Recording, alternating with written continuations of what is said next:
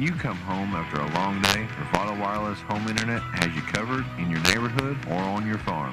For a limited time, our unlimited home internet has been discounted to only $49 per month with the purchase of a $99 router. And get this, the first 3 months of service is on us. So what are you waiting for? Make the switch today and visit us at bravadowireless.com for more info and to find a store near you. We are Bravado Wireless, and we believe in the power of connection.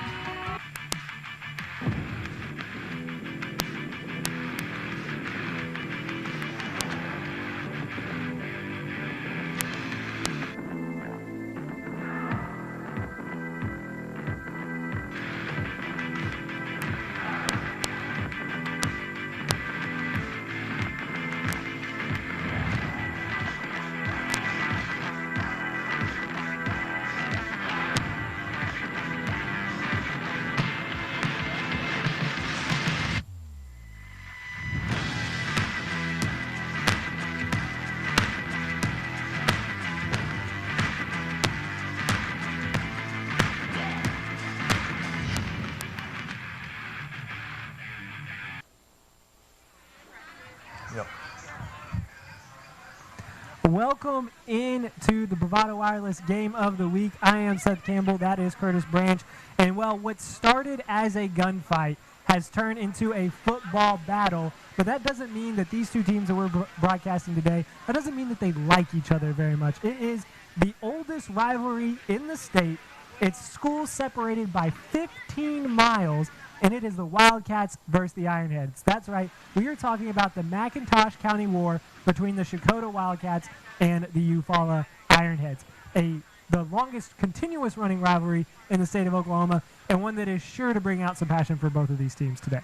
Yeah, this game, we've covered it the last 3 years. Excited to be a part of the broadcast for the first time this year, but heard great things about this rivalry. Had a friend that was the head coach at Checotah, and he just raved about how great this rivalry was. This game is not a game that who looks best on paper or looks best in warm-ups is going to win this game. It's a lot like a lot of other rivalry games. There's a lot of intensity, a lot of emotion, and so we're excited to see that tonight and see both these teams take the field. It is the 105th meeting. Checotah leads the series 53-50-1. In the last 6 games, well, they've been even 3-3 apiece, with Eufaula winning the last game last year by a score of 30-20. Well, both of these teams are going to be led by great guys in the backfield in running backs Deontay Air Fisher and Noah Alexander. First, Fisher, he's a dynamic athlete for Checotah. Yeah, he's the game breaker on the Checotah side of the football. He's the guy that everyone keys on every week when they see Checotah, and somebody who's got Eufaula's full attention this week. And then on the other side, Army commit Noah Alexander is also going to garner some attention from the Wildcats. Very good looking back, really runs the ball hard, gets downhill. He will run over you. He'll make you miss. He's complemented in the backfield by a couple of other playmakers that we'll talk about here in a little bit as well. And then on the defensive side of the ball, both of these teams have struggled a little bit on that side. Eufaula's average giving up 41 points a game in their 2 games so far this season, as they are 0-2. And then Checotah is averaged giving up 27. They gave up 40 last week. So on the defensive side, both of these teams are looking to compete a little bit better. Yeah, and I mean, let's give both teams some credit. I mean, they played great competition both weeks, played up class. Eufaula did last week in a loss to Stigler. They were in the ball game. They were missing their top linebacker, Pippinger. He will be back tonight, and we're excited to see him play. He was out for COVID restrictions last week, and so he'll be a big bolster to their defense tonight. Yes, head coach of the Eufaula Ironheads, Larry Newton Jr., said that there were double digits that were missing last week in Eufaula's game because of either COVID restrictions or maybe people were having injuries or whatever. He's going to get a lot of those guys back. He said he went from double digits down to missing about 5 or 6. So that'll be huge for Eufaula, who just doesn't have a lot of depth to begin with. They're a little light on the lines. They don't have the athletes up front to really substitute a lot of guys. So you're going to see a lot of their interior guys playing both ways. that will be a key to the ball game as we talk about that as the game progresses. And you wonder in a rivalry game if the emotion doesn't carry over and allow you to sustain that effort. We've seen that before, and probably will see that a little bit tonight. Well, as the band is taking the field, as you see on your screen, one last point we want to make here on the Bravado Wireless pregame show is this is your last opportunity for both of these teams to make an impact before district play. Right. Both teams have high expectations coming into district play. Checota's picked third in their district. Eufaula's picked second in their district. Eufaula's preseason number 7, had a deep run in the playoffs. This is a game that will set the stage for the remainder of their season. Both teams want to win this desperately. Boy, it's going to be a fun night. Yeah, both teams want to start off district play coming off the heels of a win in a big rivalry game. But we will see who will start off with the ball coming up after this short break. We'll take a break here to watch the Checotah band perform the national anthem. And I believe the alma mater. You're watching the game of the week on Bravado Wireless.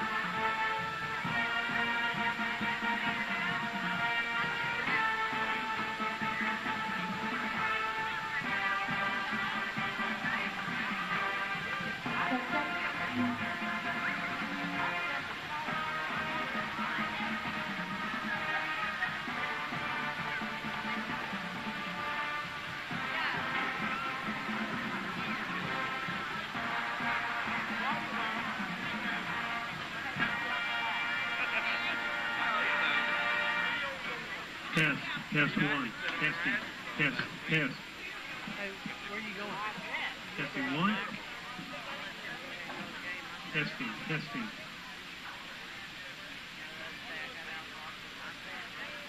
Test one. Test two.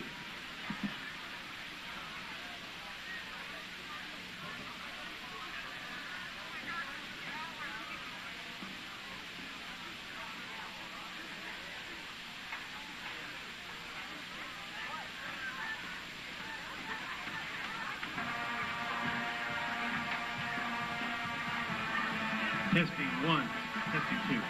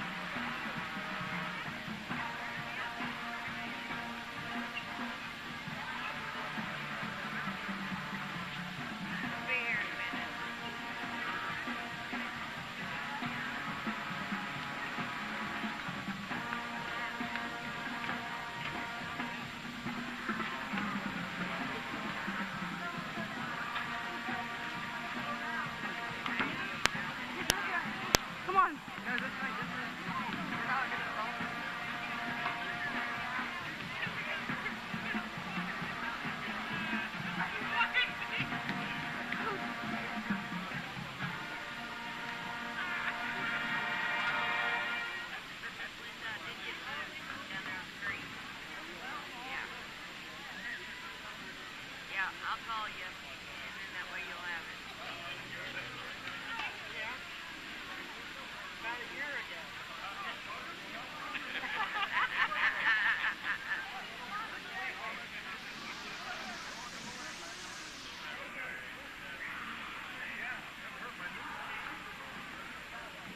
He's got it. Melinda's got it now. I'll get it to you.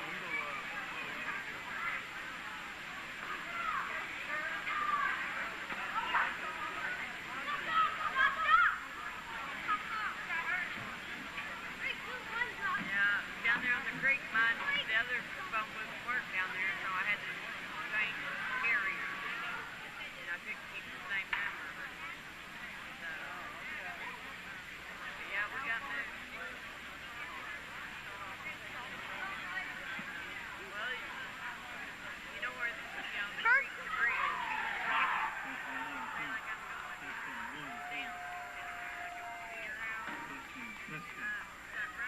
Testing. 1, 2, 3. Testing.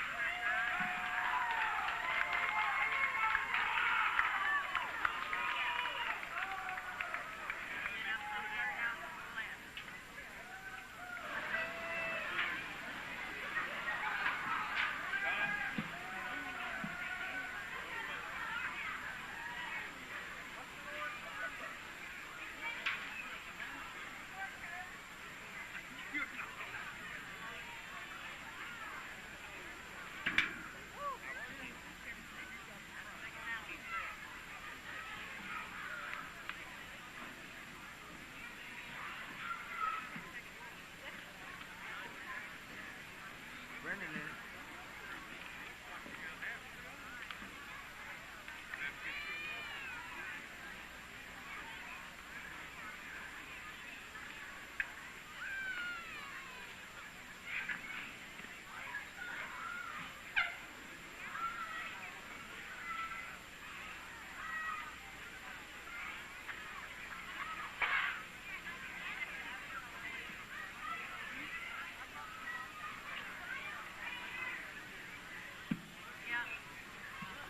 Ladies and gentlemen, we're having trouble with our sound system, so without any further ado, welcome to Great Grandstaff Stadium at Oval Field. At this time, would you please stand for the play?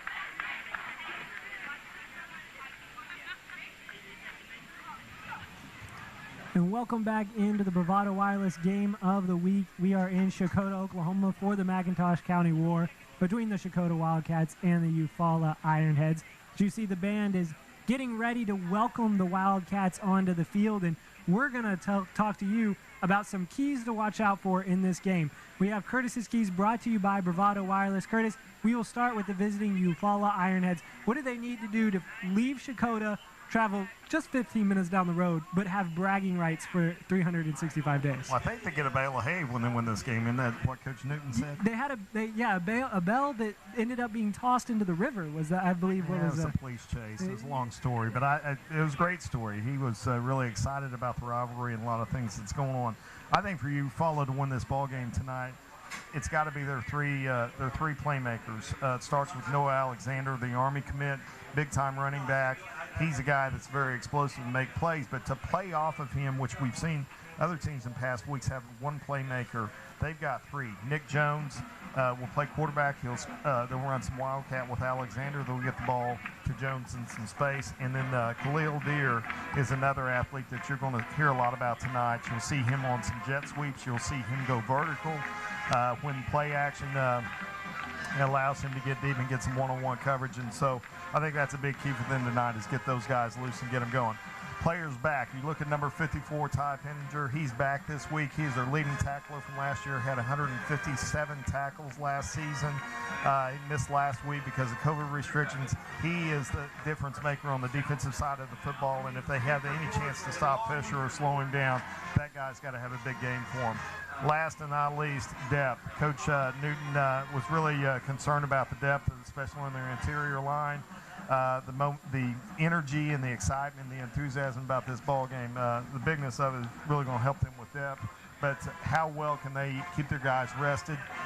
Interior line is going to be a huge key for them in their success tonight. Yeah, Pippinger looks to be a huge addition for Eufaula on that defensive line, just giving them any kind of depth, as you mentioned. On the other side, Checotah, they are looking to rebound after losing last year in a game that they were favored to win but ended up losing at Eufaula. What do they need to do to come away with a victory today in the McIntosh County War? When you talk Checotah football, you talk about Mr. Fisher, Dontier Fisher. He's a big-time playmaker, 32 career touchdowns. He is a leading rusher coming back from last season. He is the key to this offense. They can play off of him out of the spread. They're going to want to get him the ball in multiple ways. With sweeps, with counters, little dump passes out of the backfield. He's a good receiver out of the backfield. He's a guy that's got to make plays for them if they want to win this ball game. Secondly, is they got to control the line. They have a decided advantage size-wise on the interior, both offensive and defensive lines. Coach Ross felt like that was a big key and a big point in this ball game. And then I think from his standpoint, they want to complete a game. They have felt they played well in stretches of ball games, but they haven't played a complete game, and so he wants to see them come out and play 48 minutes of football. You see on your screen now Checotah taking the field with American flags in hand, fireworks that shake the stadium as well. And we've got a fantastic game for you. You saw Checotah won the toss. They deferred to the second half, so we will see Eufaula coming onto the field now. We will see them with the ball first, and we will be back with kickoff here on the Bravado Wireless Game of the Week in just one moment.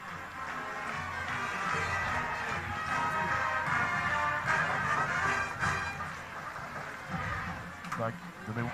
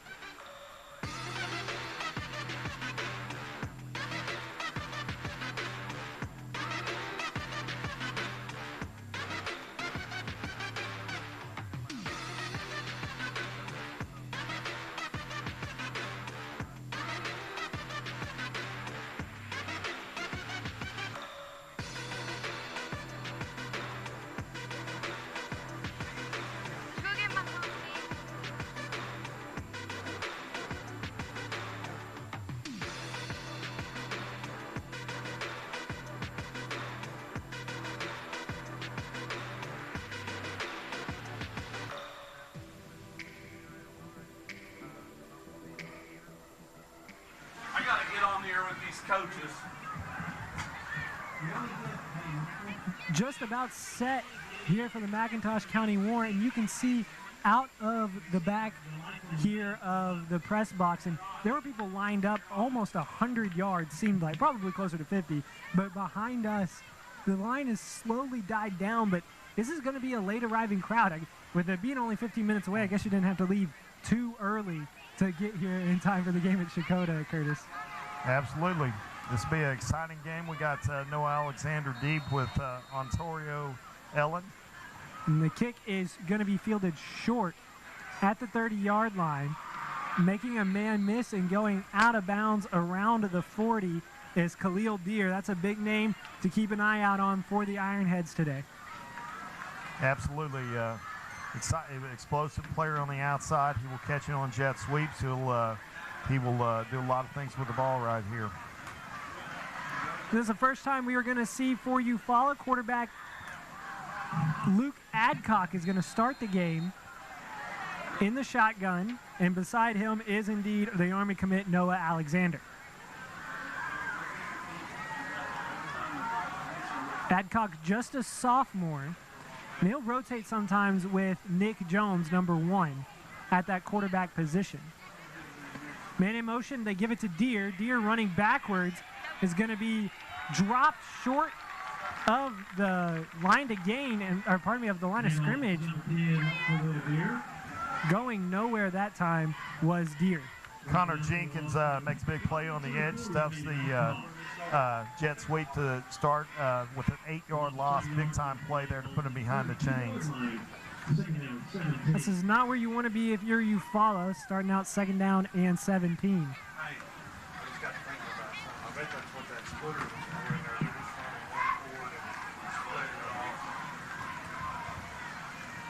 Trips to the far side of the field. They're going to give Alexander looking for a hole. Doesn't really get going, picks up positive yards. They'll give him 5, but it's still going to be 3rd down and long. Clancy Campbell came up and made a big play in the backfield there. Gained 5, but kept him short of the chain, so it'll be 3rd and 13. Alexander did a good job that time being patient, trying to let his blockers get in front of him, but there just wasn't a whole lot there. Good job by Checotah to swarm towards Alexander. They were definitely keen on him early. Adcock yet to throw a pass. We'll see if he airs one out here. He drops back 2, throws off his back foot, ball up in the air. He was looking for Khalil Deer.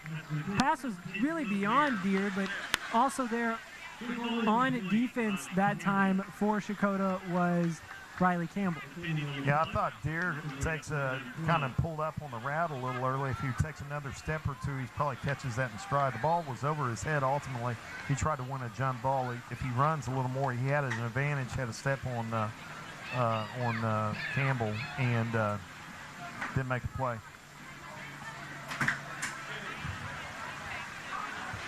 Looks like we got Fisher back deep to receive the punt. Fisher puts his heels at the 29-yard line. Punt is away. They're going to try and kick it away from Fisher. He's not going to be able to field it. And it'll roll to the 25, maybe the 26. And that's where Checotah will start their first drive of the game. And we get to see the electric Dantier Fisher. Yeah, Coach Ross also mentioned Trenton Dan and Malachi Harris on the outside. So those guys will be looking for when they throw it. They're a spread offense, a lot of one-back stuff. So look for those guys early on, and Riley Campbell as well at the Z. Trenton Dan is all the way at the bottom of your screen. In the backfield is Fisher. Snap low, they give it to Fisher. He's looking for room, he's got space. Up the middle goes Fisher, still on his feet. That's the electric playmaking ability that we were waiting to see, and on the first play, he shows it off. Yeah, Travion Eccles came up to meet him in the gap, but Fisher's explosiveness took him a few yards after contact, gained an extra 5 to 8 yards there. So great run out of the gates there for Fisher. This is also the first time that we get to see the quarterback for Checotah, Jake Vernon, the junior, who was at Eufaula last year. So you think this rivalry game means a little bit to him? He's going to keep it first down, nothing doing. He's dropped behind the line, and It's going to bring a big cheer from the Eufaula sideline, and maybe just planted with a little extra passion that time by Noah Gray. I think they missed their former teammate. They looked really excited to see him there at the line of scrimmage. Yeah, they met him in the hole hard, didn't they? Yeah, Smelser did a great job there. Stetson Smelser, senior linebacker, did a good job filling the hole right there. And you see the energy both teams are playing with right now. Also there on the tackle, Pippinger. Have a feeling we're going to be saying his name quite a bit tonight.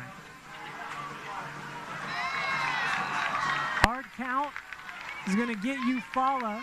Brings up second down, and we'll call it 4. Good job that time by Checotah to take second down and long and make it much more manageable. Yeah, rivalry games, you see the guys coming out ready to play, and you'll get a lot of those penalties early on in these ball games. Both teams need to settle in quickly and don't make mistakes that extend drives or create explosive plays for either side. Riley Campbell, the receiver to the far side of your screen. Receiver to the near side, Trenton Dan, who's on the line of scrimmage. Fisher's still in the backfield with Vernon. They give it, oh, pardon me, that's a new running back. That's Elijah Fuller. Fuller shows speed, getting to the outside and picks up the first down. Yeah, Fisher came out to get some medical attention. He's back in the ball game after a quick look from the doctor. That's one carry for Fuller and out, but take another look. He runs right off the right tackle, and great job by the offensive line to seal that edge. Yeah, good bounce, got by him when he got to the second level, made a guy miss, and drug another defender for about an extra 4 yards. We've got a flag before anything happens. And it looks like the line judge on the far side is telling Eufaula to back up. That's going to be a sideline warning on the Eufaula sideline. So the ball stays where it's at, right on the 43-yard line. But that is a warning, that's something to keep in mind for later on in the game. Absolutely.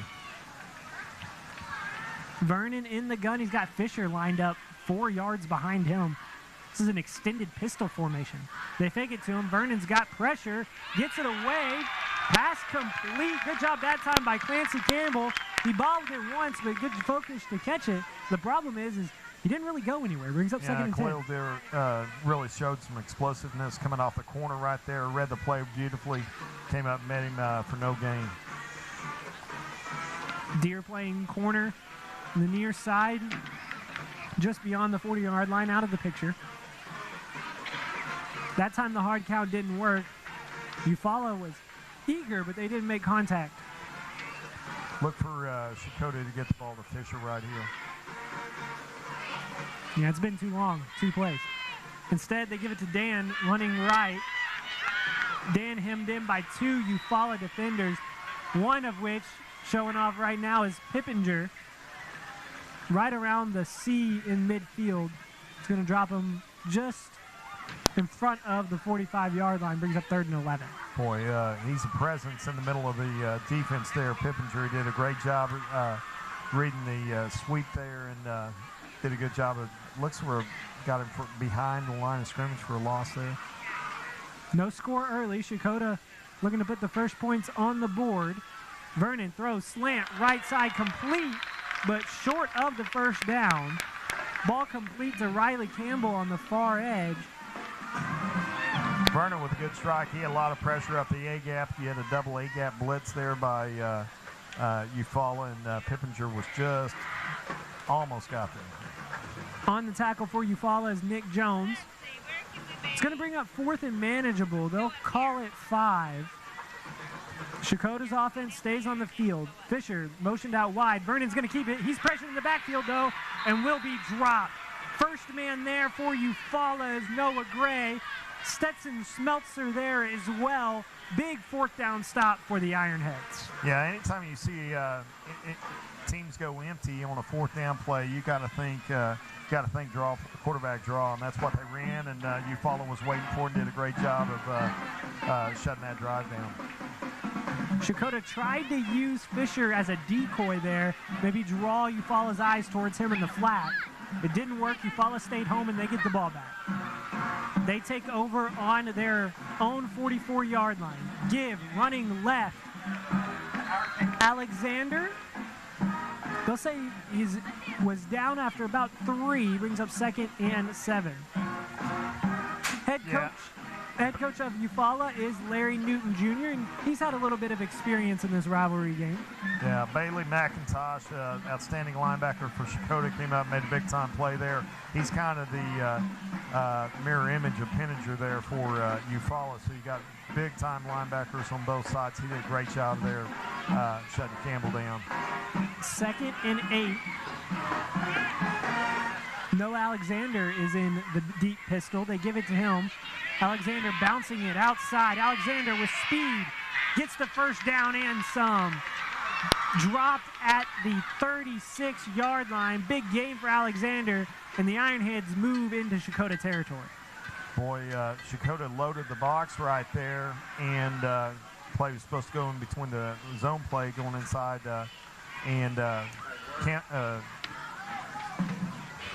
Alexander did a great job of bouncing that to the outside and picking up 15. He showed you right there the speed that's made him a 2-star recruit, a VIPE All-2A team, and he's also ranked by VIPE the 36th best player in the state. Nothing doing for Adcock. He's running out of room. Probably should have just thrown that one away. Instead, he keeps it, and it's going to be a loss of 12. Not a very good decision right there. He didn't have enough time to get his feet set to get the ball past the line of scrimmage, so would have been a loss either way. So he tried to get to the corner to where he could throw it past the line of scrimmage and avoid the intentional grounding, and just wasn't able to do it. Play that got blown up on the outside there by Checotah. The misdirection play didn't work. Checotah stayed home. Brings up 2nd down. We'll call it 22. 2 running backs in the backfield now. One on either side of Adcock. Look. Alexander is one, Gray the other. They give it on a slant. Ball batted down, but it's going to be caught. That's Pippinger. Pippinger. It's all the way out to the 46-yard line, but a good job of being smart. And you don't see an offensive lineman catch balls very often, most of the time because they're not eligible. But on the batted ball, Pippinger keeps his eyes on the prize and moves the Ironheads a little further down the field. He runs like a linebacker. I'm telling you, he put his head down and went right to the chest. The play was intended for a slant route to Jones, and he had an opening, and the ball just got tipped on a great effort there. And Pippinger comes up with it. That ball is live. He can field it because it was hit at the line of scrimmage. Not sure what we're waiting on.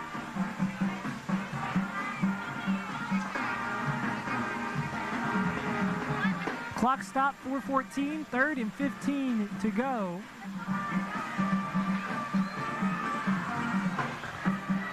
The white hat is holding up too. Why are they bringing the play back? I have no idea. We haven't got an explanation. That play should count, unless something happened, unless a timeout. Anyway, it's going to bring up 2nd down because the stripes wanted it to be that way. Clock ticks under 4 minutes. Adcock in the gun, looking down the field, fires, complete at the 35.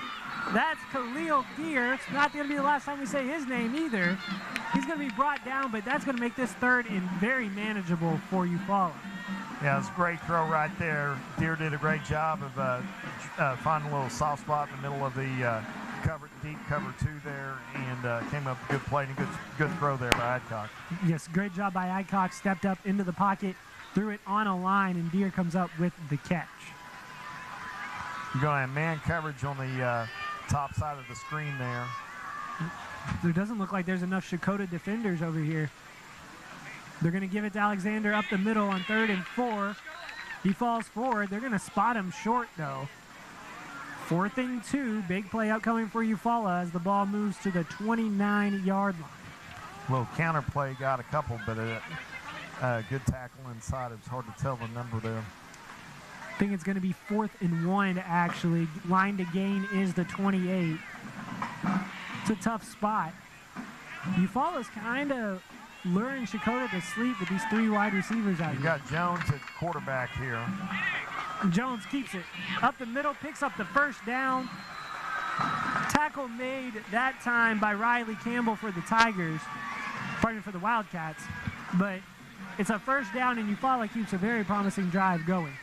Yeah, first time we've seen Jones line up at quarterback, take the snap, and see some Wildcat action with him and Alexander in the backfield, the two biggest playmakers Eufaula has. So it'll be interesting to see how well he throws. He threw the ball pretty well in warm-ups. I don't know if you'll see him throw it that much, but he might. Eufaula head coach Larry Newton Jr. said that they're kind of using him sparingly as Jones keeps it left side, drug down right around his neck, but picks up 5 and brings up 2nd and 5. Looked like Riley Campbell on the tackle right there. Campbell's been very active on for the Checotah defense early in this game and for the Checotah offense. We've said his name a few times already. See, one of the things that coaches talked about is the depth of Checotah. They've been able to substitute multiple times on their interior defensive line, keep them fresh here early in this ball game. Yeah, there's just not a lot of white jerseys for Eufaula on their sideline. They just don't have that luxury being a 2A school. Give Alexander up the middle, met in the hole and going nowhere.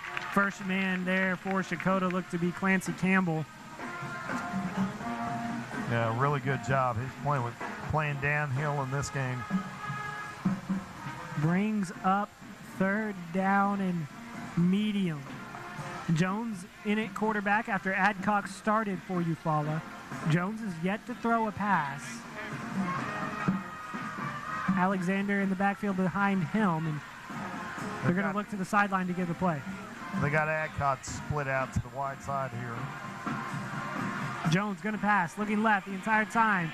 Throws it up in the air. Ball batted. Couldn't quite be hauled down that time by Eufaula. It's going to bring up 4th down, but Jones showed that he can go to the air. Yeah, he had a pretty good touch on the ball, but it was double coverage. Did not read the coverage well. He had Travion Nichols on a skinny post and battled for it. Threw up a jump ball and just didn't quite come down with it. Looked like if he could have maybe put a little bit more on that pass. Nichols had a step on his defender. Yeah, he had safety over the top, though. It's a little dangerous throw in my book. 4th down. Adcock back in at quarterback, tries to get rid of the ball. They're going to say it's incomplete. Pippinger was there again. He was wanting to run with it once more. Yeah, good job defensively by Checotah. Brought the blitz up the middle. Didn't see the number. It's got to most likely be Campbell, 13. Just multiple guys getting there. The first one there for Checotah was Bailey McIntosh. McIntosh, a 3A all-Vipe team preseason pick as well. He is a senior, so this is his 4th McIntosh County War. And he has seen Checotah go 1-2 against the Eufaula Ironheads. So he's trying to even the series in his last go-around. Snap high and planted in the backfield. Brought pressure off the backside. It looked like it was number 11, Noah Gray. And Gray coming off the edge. Gray comes out of there with a little pep in his step. Vernon had some hard time fielding the ball, as we'll see here on this replay. And Gray comes off the right edge and just plants him. Yeah, snap's a little high. Gray was on a blitz on the back, off the backside. Met him as he got control of the football. It's lucky for Checotah was fortunate he didn't fumble the ball there after that big hit. 2nd down. Give Fisher on a counter. Left side, Fisher with room to run. Fisher into open space. He's to the 50. Fisher puts his foot in the ground and is coming back across the field. There goes Don Thierre Fisher, playmaker and touchdown maker as well for the Wildcats. Don Thierre Fisher, over 80-yard scamper to the end zone, and Checotah has the early 6-0 lead. And there's 86 yards on the run. Fisher does a great job of showing patience to get outside the box. Good job and patience cutting back after midfield and then showing speed to cut back and just make people miss all over the place. An incredible play by Fisher, showing his explosiveness and why everyone's talking about him. That move right around the 50-yard line to put his left foot in the ground and decide to cut it back across the field is what makes Fisher a very unique athlete, as the extra point is up and is no good. It falls just short. So Checotah will have the 6-0 lead, but as you take one more look here. The patience right here to let Dan make a block and then cut it back right there was incredible play. That's a good awareness by Fisher, just knowing if he is in the open field, there is really nobody from Eufaula that can bring him down. So don't get hemmed in. Don't step out of bounds here at the 50-yard line, because you see Eufaula really had him pinned in. He decides to cut it across the field. And also, you got to give credit to Checotah. Their offensive line, their skill players, all running with Fisher and getting in front of Eufaula and providing key blocks. Yeah, great effort by there to running down the field and making extra blocks and just putting people in the way to make it easier for Fisher. Dontier Fisher, he's going to need a little bit of water as he sits down on the Gatorade cooler. An 86-yard scamper puts the Wildcats on top 6-0, 18 seconds left.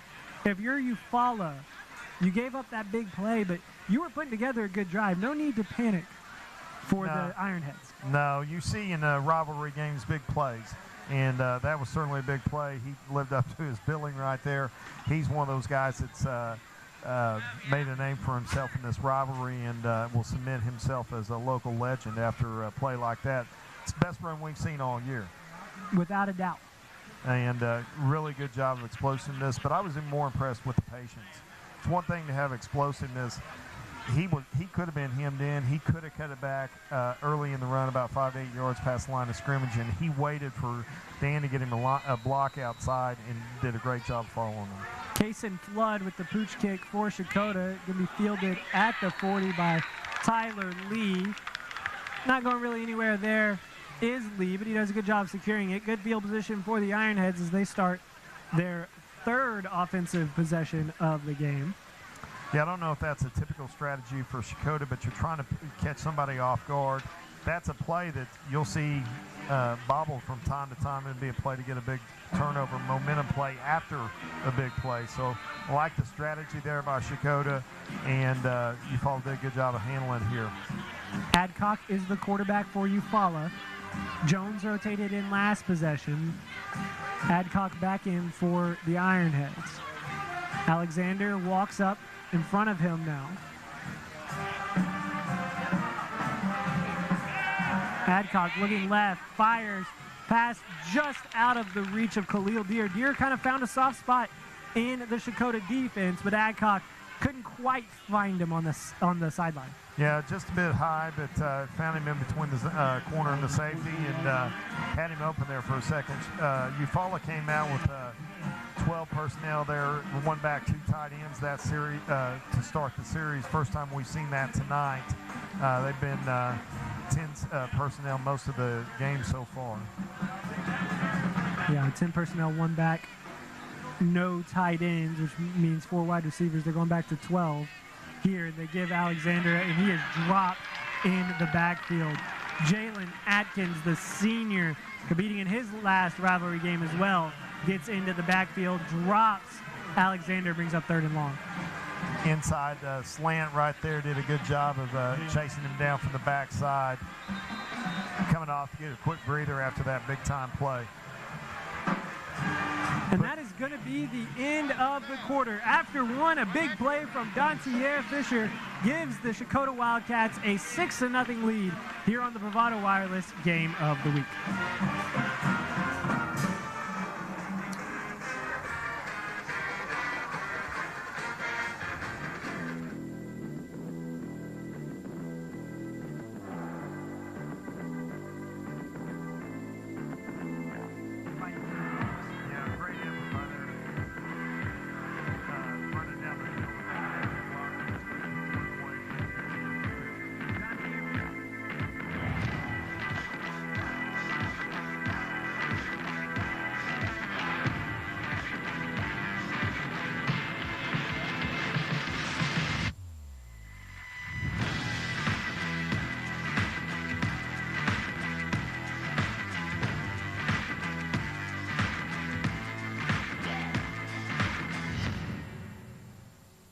Bravado Wireless is committed to doing our part in the COVID-19 safety measures. Our customers have the ability to pay online, over the phone, as well as payment drop boxes. If you have any questions regarding these payment options, contact your local store and our CSRs will be happy to help you navigate this process as we all do our part during this time of crisis.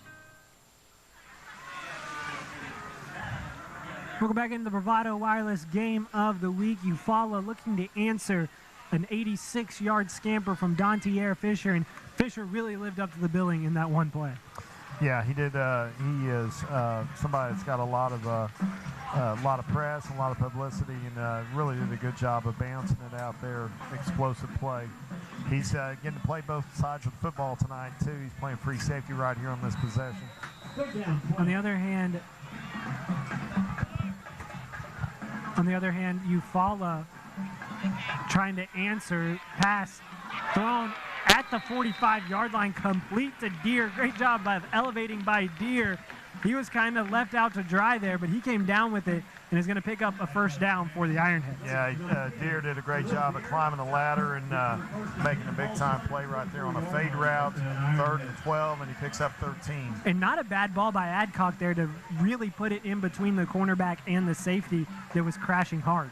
Threw it to where only Deere could get it. Spread is what the Ironheads are in right now. They give it to Alexander.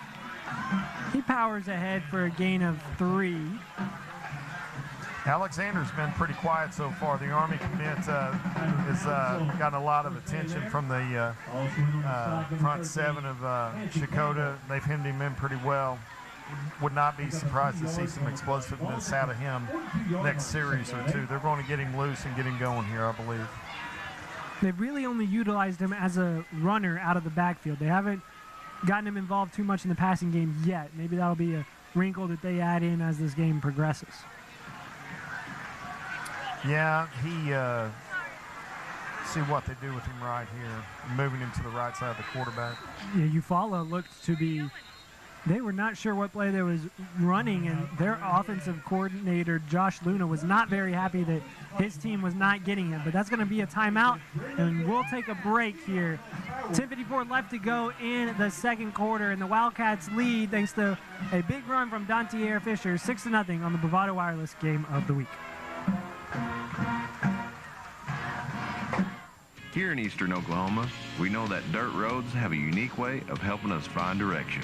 Whether you're figuring out where you're headed or where you came from, Bravado Wireless was built on the back roads to help you find your way. Right now, you can get 3 free months of our premium wireless plan with your choice of an iPhone SE on us or half off an iPhone 11. No matter what direction you take, Bravado Wireless has you covered. We are Bravado Wireless, and we believe in the power of connection.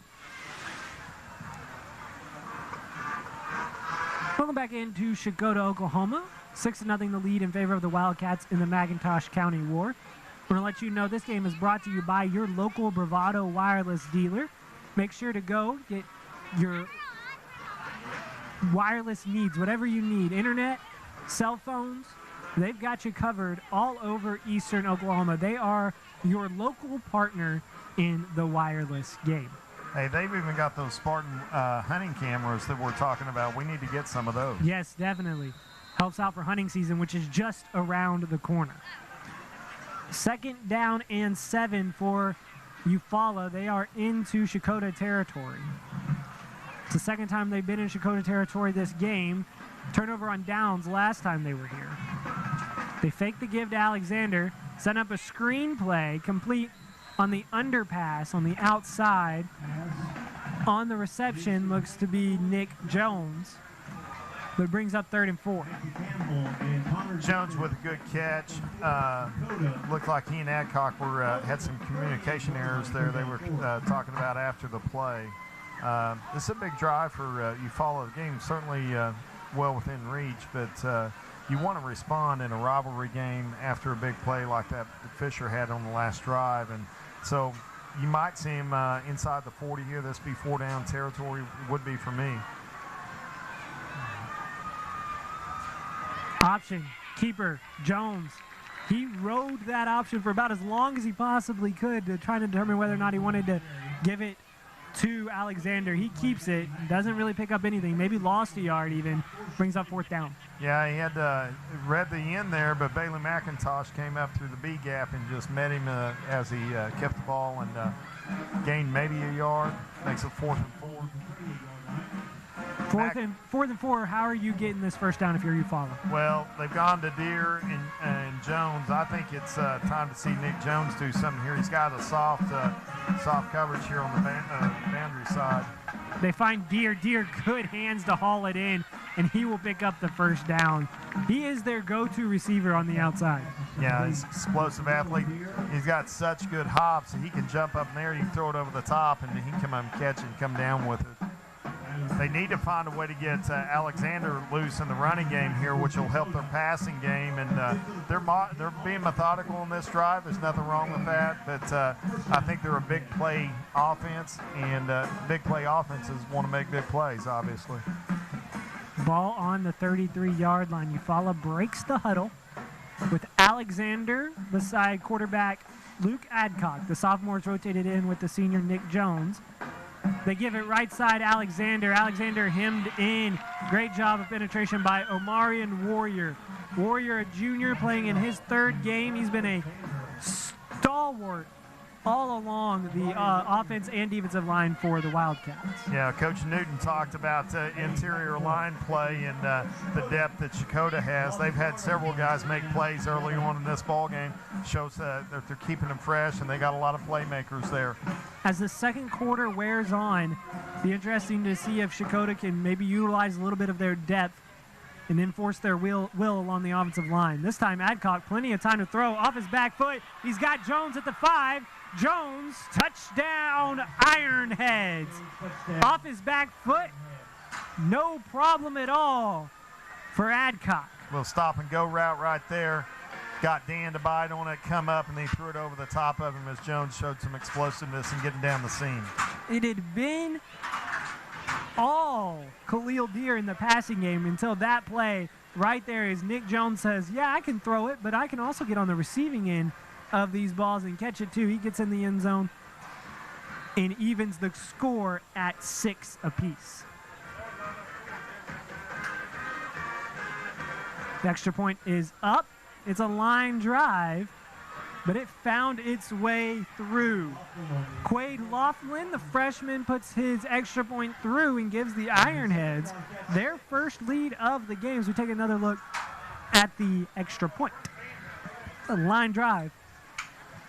It only has to get 10 feet, and I think that one only got about 12. I might give him 13, but you got it through the uprights. That's a big thing in a ball game like this. 1 point matters. Really good throw. Threw it off his back foot, showing good arm strength right there. And Fisher was over the top, but he also had Tyler Lee running down the other seam with him. He had to stay with him, and so really good play design there by Eufaula, and way to get Jones involved. We talked a lot about him early. 2 of the 3 playmakers have been really good so far, and I think the effectiveness of those 2 is going to open up Alexander shortly, because you can't key on Alexander and let those guys make plays over the top, and Deere and Jones have done that. You're going to have to respond defensively, maybe back a guy off the box a little bit, which should open up some running lanes for Alexander later on. Do you think Trenton Dan thought he had help over the top? I think he just misjudged the play, and by that he kind of hesitated there. His little stop and go off the post, and he bit on it just enough to get separation. Saw the same thing in the big Battle of Ohio last night with Odell Beckham Jr. Got him on a stop and go, and so just an effective route when you got man coverage. And they've tried to cover Jones so far in this ball game, pretty much with man with Dan, and he bit on the stop route there. Jones got the better of Dan in that matchup. Back deep for Checotah's Malachi Harris and Dontier Fisher. Foot meets ball, and it's going to be fielded out of bounds. The ball almost made it in. It was right towards Malachi Harris, but it rolls out of bounds at the 20-yard line. It means the ball.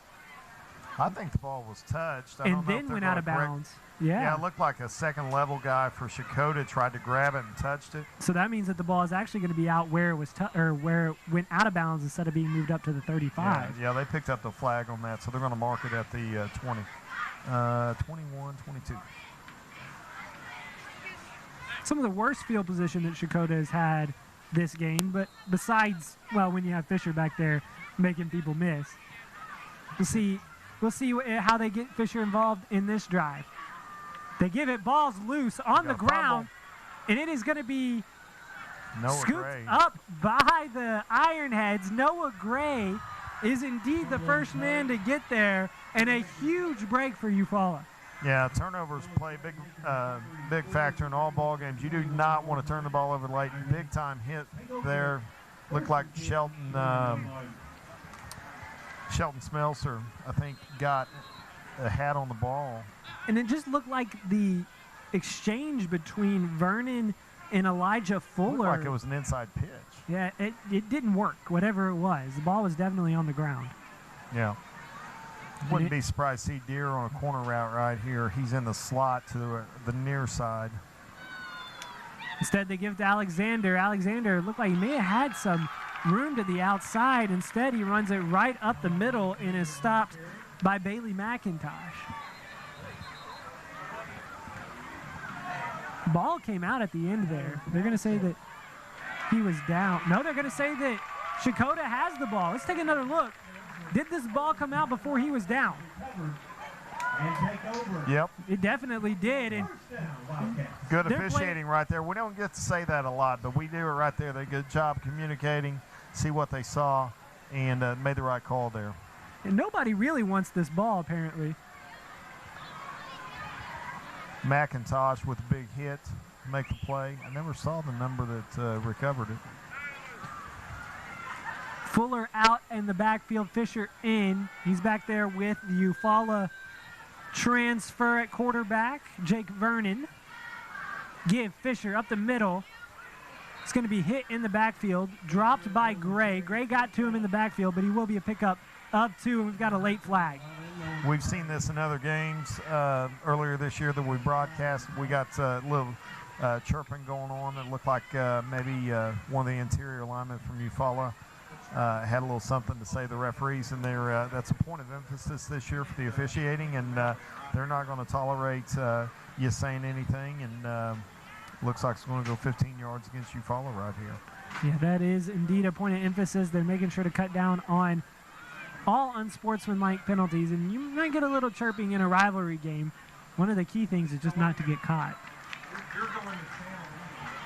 It's going to be offsetting penalties, one against Eufaula, one against Checotah. Brings up second down. The ball will stay where it is at. Yeah, I think the recovery for Checotah was Jalen Atkins' last possession. Make sure you get Jalen Atkins' name on the broadcast. Hey, you make a big play in a rivalry game, you got to get your name called. 5 linemen on the line of scrimmage for Eufaula, and they do a great job of hemming in Fisher before he can get going. And that was really what Larry Newton Jr. wanted to do. He's like, if you let Fisher get into the open field, he's going to be hard to bring down. But if you can get to him before he gets going, that's really the only shot that Eufaula has of keeping him in check this game. Yeah, Eufaula's defense is known as an aggressive defense. They're coming hard off the edge right here and doing a good job. Gray's been very effective making plays in the backfield for them. We've got to be pleased with his efforts so far in the ball game. We're going to have a timeout by Checotah. 7:04 left to go in the game. Eufaula leads 7-6, but with Checotah has the ball and a big third down upcoming. Go ahead.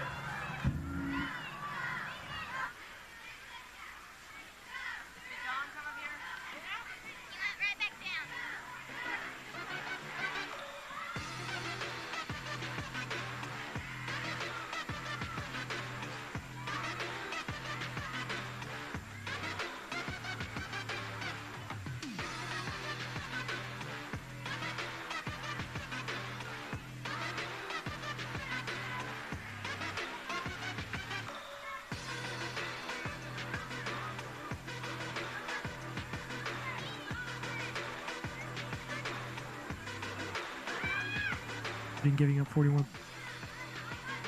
Checotah gave up 40 in their last contest against Hilldale.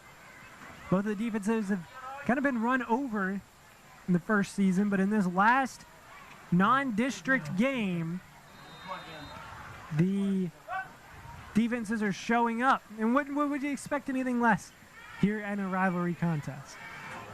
Fisher motioned out. They use him as a decoy and give it to Trenton Dan. and he is hemmed in behind the line of scrimmage. Misdirection once again, not fooling the Eufaula defense. They stay home, brings up 4th and long. Yeah, I tried to get Dan on a bubble screen, and Pinninger coming in, or Pippinger, pardon me, made a great play on that, read it, snuffed it out, and made a good tackle. That's going to force the Wildcats to punt.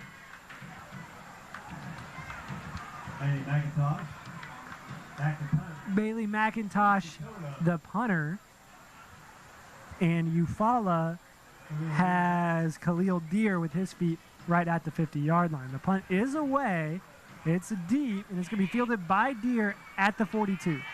Deer running and space to go. Khalil Deer into the open field, and nobody's going to touch him. Looks like we got a flag at the 45 of Checotah. So this may be coming back. I don't know if I agree with the call, but looks like we're going to bring it back on out. And the problem is that he didn't need the block. Show great speed right there, good decisiveness as a punt returner. Punt returners that dance and think about it and juke are not good punt returners. Great punt returners make a decision, get to the sideline, get upfield. And he did a great job right there.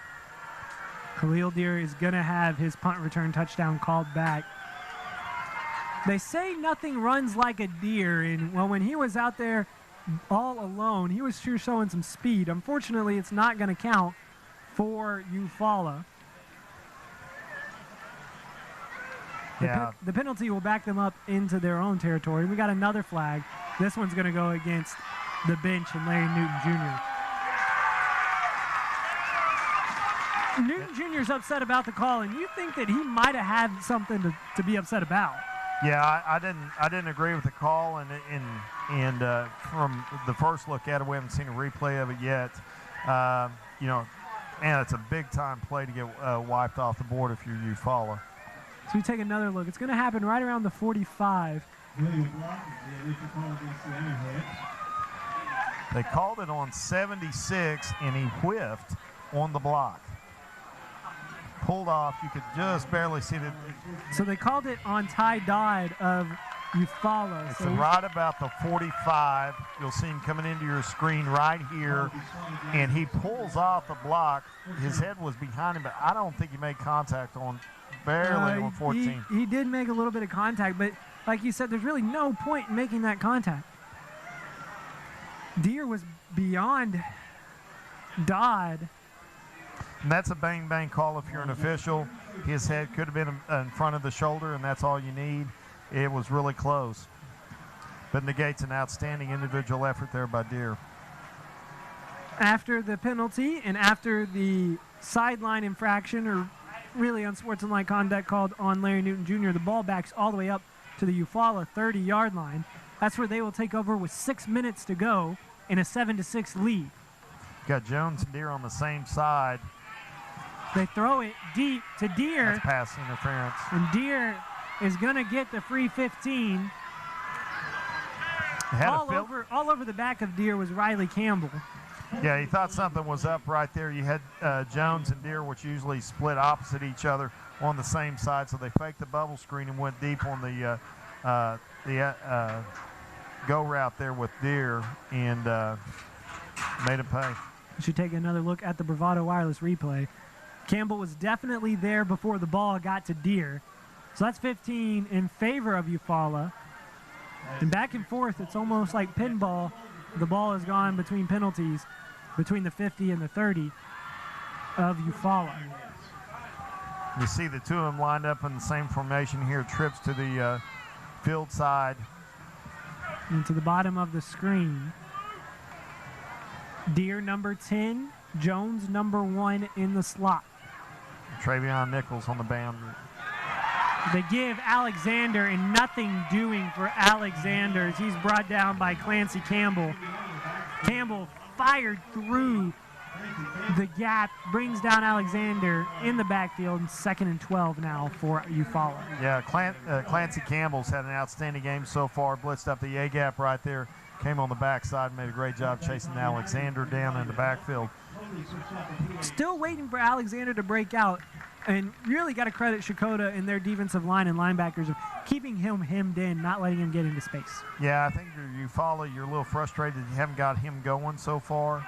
And I think it'll be critical for them to make an adjustment to make that happen. Blitz coming for Checotah. Adcock pulls it out, runs right. Adcock brought down from behind, but not before he picks up 10. Brings up 3rd down and manageable for Eufaula. Good job that time by Adcock of realizing the blitz was coming and just getting out of the pocket. Yeah, they're blitzing both A-gaps with the linebackers, with Clancy and with McIntosh, and creating a lot of disruption. That's why there's so many plays in the defensive or in the backfield. You got one center and you got 2 linebackers coming on either side of them. If you give up, the guards pinch in, then you're going to have tackles coming in the backfield. Option, Alexander brought down. The option play the past 2 times has not turned out well. Alexander throws the ball down. He's going to get an unsportsmanlike. A late flag coming in against Noah Alexander, and that's just the frustration from being pinned in. I think that might be on McIntosh for flexing after making a play for loss. We'll have to see. It's going to go against Noah Alexander. He throws the ball down, you see right there, instead of giving it back to the official, and that's going to cause a flag. Unsportsmanlike, and you get the frustration by Noah Alexander. He has been hemmed in, but you just can't let it show. You can't let it show that it's getting to you, Curtis. No, forces a 4th down here and a long field change of the field right here. Instead of having a touchdown and having a lead, you're kicking from your 31-yard line here on 4th and about 23. 4th down, 23. Good math there. Every once in a while, I'm good at it. The punt is away. A line drive is going to scoot to the 35, making one man miss, but not able to get away from a host of Eufaula defenders is Malachi Harris. Smelser was there on the coverage, did a great job of bringing him down quickly. 4:08 left to go. Plenty of time for Checotah and their big play offense to regain the lead before halftime. Take another look at the punt. Harris makes one man miss, but Gray is there, Smelser is there, like you said, and just not a lot of running room for Malachi Harris. Yeah, Harris is somebody we talked a lot about in pregame, one of their playmakers on the outside, one of their leading returning receivers. He's not gotten going here so far. I think he only has 1 catch. Vernon in the gun. Give Fisher. Fisher stops in the backfield, nothing doing. Host of Ironheads there, Dodd, Noah Gray, and I think a very common name in Pippinger. Yeah. Once again, all right there around Fisher. And it's going to take a host of Eufaula defenders to bring them down. They, as we've mentioned multiple times, they just don't have the depth to rotate guys in, so you can't just depend on one guy because Fisher's got enough talent to break a tired arm tackle. Pass jumped, almost intercepted, right. Just a second late was Khalil Deer. He read that perfectly. Yeah, you see Checotah split out Fisher for the first time, had him in a stack out to the field side, and Deer off the corner almost had a pick 6. Would have been a big-time play right there. He said, you're going to take away my punt return? No worries. I'll try and get one on the defensive side. Deer did have 4 interceptions last year. Looking for his first of the season there. Boy, Deer has been impressive so far, both offensively and defensively. He might be the best athlete on the field with a handful of D1 athletes out there. Yeah, that's talking with a guy like Dontier Fisher on the field. I agree. Fisher on a wheel route, caught at the 40, on his feet, makes a man miss. Fisher, huge job that time to stay on his feet, pick up the first down, moves the chains as Checotah moves to the 48-yard line. Great touch pass there by Vernon on the wheel route. Did a good job of being patient, finding him right there, and then making a guy miss, 2 guys, 3 guys miss, and gaining extra yardage, getting the first down to sustain the drive. And Checotah, like you said, he had to make that man miss. If he's brought down by the first defender that touches him, they are short, are the Wildcats. Instead, they pick up the first down and give to Fisher. This time, not a lot doing. He's brought down at the line of scrimmage. Maybe a gain of 1 brings up second down. Yeah, it looked like number 58, Gabe Mortensen, freshman D lineman right there, did a good job and made a play. I think I have that number right. I've got the name right. I'm not sure if I've got the right number. Ball right in the middle of that big C painted at the 50. Got Harris going deep. He's looking for Malachi Harris.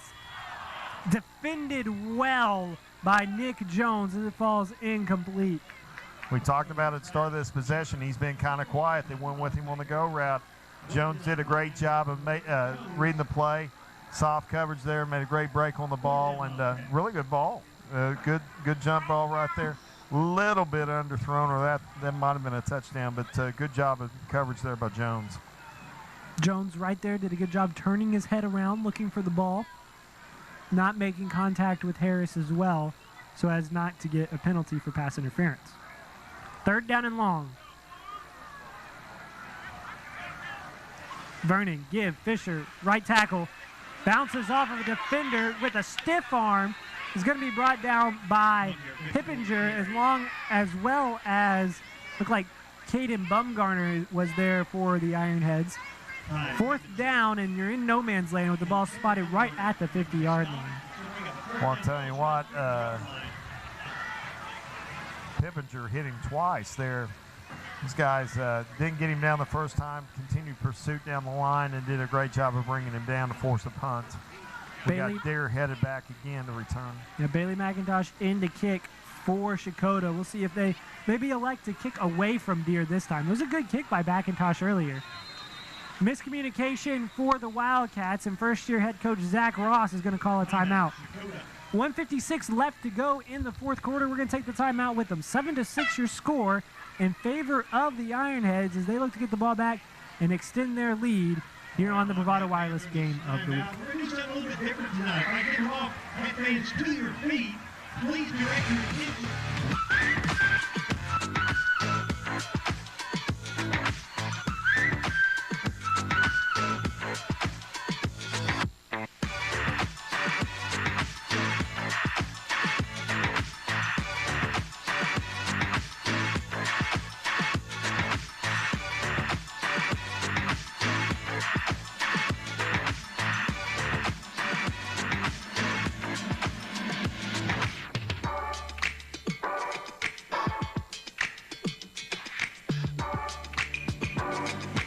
Receive the punt number 10, Khalil Deere.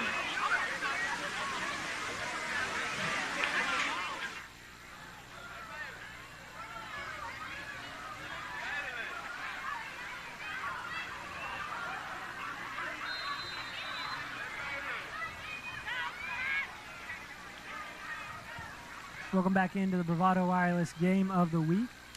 McIntosh fields a punt, and he's going to kick this one way out of bounds. I think they learned their lesson from kicking it to Khalil Deere. The problem is it's going to be spotted at the 31-yard line. Not bad field position for Eufaula, but they just have 1:49 left to go in the 2nd quarter to try and punch this one in and extend their lead.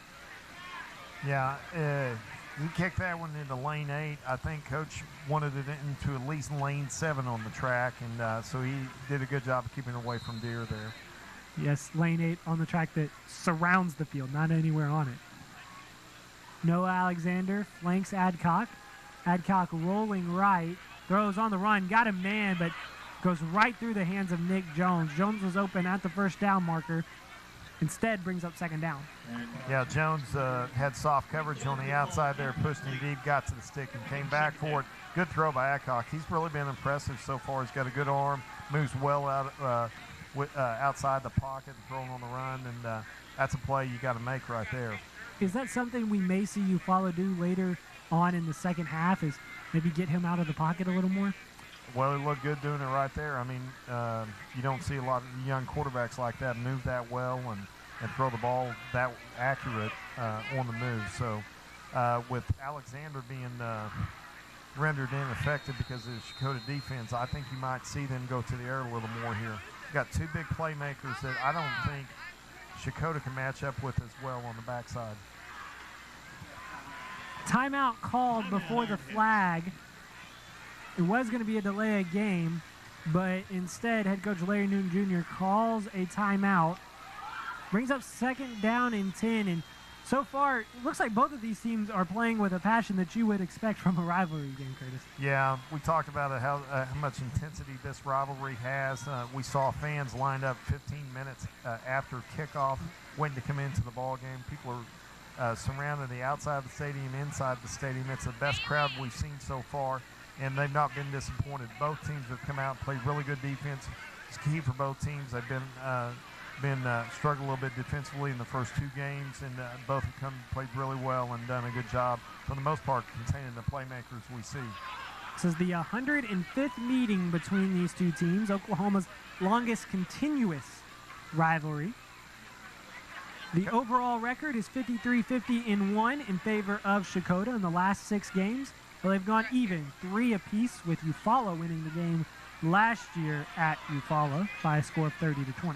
Yeah, Coach Ross, I'm talking to him in warm-up or pregame. He mentioned that the intensity of the kids and the focus that they had this week reminded him a lot of when he was at OSU and going into Bedlam games. He said you just knew that it was game week with these guys, and didn't have to talk about it. There's no reason to have a pregame speech in a game like this. It's just get them ready to play, get them focused, and because they're primed and ready to go. He said you could just tell throughout practice that this was a week that meant a lot to both of these teams. Adcock, keeper, up the middle. Gains 4. Positive yards, but looks like Eufaula is going to be content to let the clock continually roll, but before we can do that, we're going to have an injured player right at the 35-yard line. I think you'll see him take a shot here on 3rd down. I think that's a safe play. You're going to run it. If you can get a first down right here and then you go quick on a first down, see if you can get an explosive play. No reason to take a chance here unless you can get it to midfield. If you get it midfield, I think you're going to see him go be aggressive right here and try to punch one in before the halftime. You don't want to see that if you're Checotah. That's Malachi Harris down. He's going to get up and walk off on his own power there. He has to sit out the next play, a big play. It's 3rd down and 6. And you haven't seen Noah Alexander get just very involved in the offense. They've tried, but you also got to credit the Checotah defense of keeping him hemmed in. Yeah, 3rd and 6 right here. Probable passing down. Wouldn't be surprised to see him go to Jones or Deere here. That's who their targets have been. Looks like you're going to have Jones in the backfield with Alexander. And Nick Jones is the quarterback. Adcock split out into the slot. They send Deere in motion. They fake it to him. Jones keeps it up the middle, nothing doing. Checotah stayed home. Brings up 4th down and 6, and Checotah's going to take a timeout. Smart move that time to give themselves maybe a little bit of time before halftime to see if they can punch it in. Yeah, Clancy Campbell up the middle again, another A-gap blitz. Snuff that out. They had Deere in motion and everything going away. Good time for a quarterback draw right there, but Clancy Campbell snuffed it out and made a big-time play. We mentioned Alexander having a hard time getting going, and Fisher's had a hard time getting going too, except for one very explosive play. Yeah, he big time play, 86-yard touchdown run to start late in the first quarter, and really opened up the scoring for this ball game and showed a lot of patience, a lot of speed right here. If you're Checotah, you're down 1, halftime rivalry game. We're going into halftime. You got 1:14. You see a lot of things happen in the kicking game. You can see a big-time return like we saw with Deere. You see a bobbled snap. You can see a blocked punt. So I think it's a smart move to use timeout when you have 1 left and make him kick the ball and see what you can give Fisher a chance to make a play. They're going to give him a chance to make a play here on this punt return. Him and Malachi Harris are back deep for Checotah. Two teams that came in, Checotah came in averaging giving up 27 points on defense. Eufaula came in averaging giving up 41 points. And we're locked in a 7-6 score with about a minute to go before halftime. Exactly how we called it. Yeah. Ball right on the 35-yard line. Punts away, and it's a good one. They punt it towards Harris. It's going to hit at the 35 and take a Eufaula roll before it goes out of bounds at the 24-yard line. 24-yard line is where Checotah, Dontier Fisher, and their transfer quarterback from Eufaula, Jake Vernon, will take over.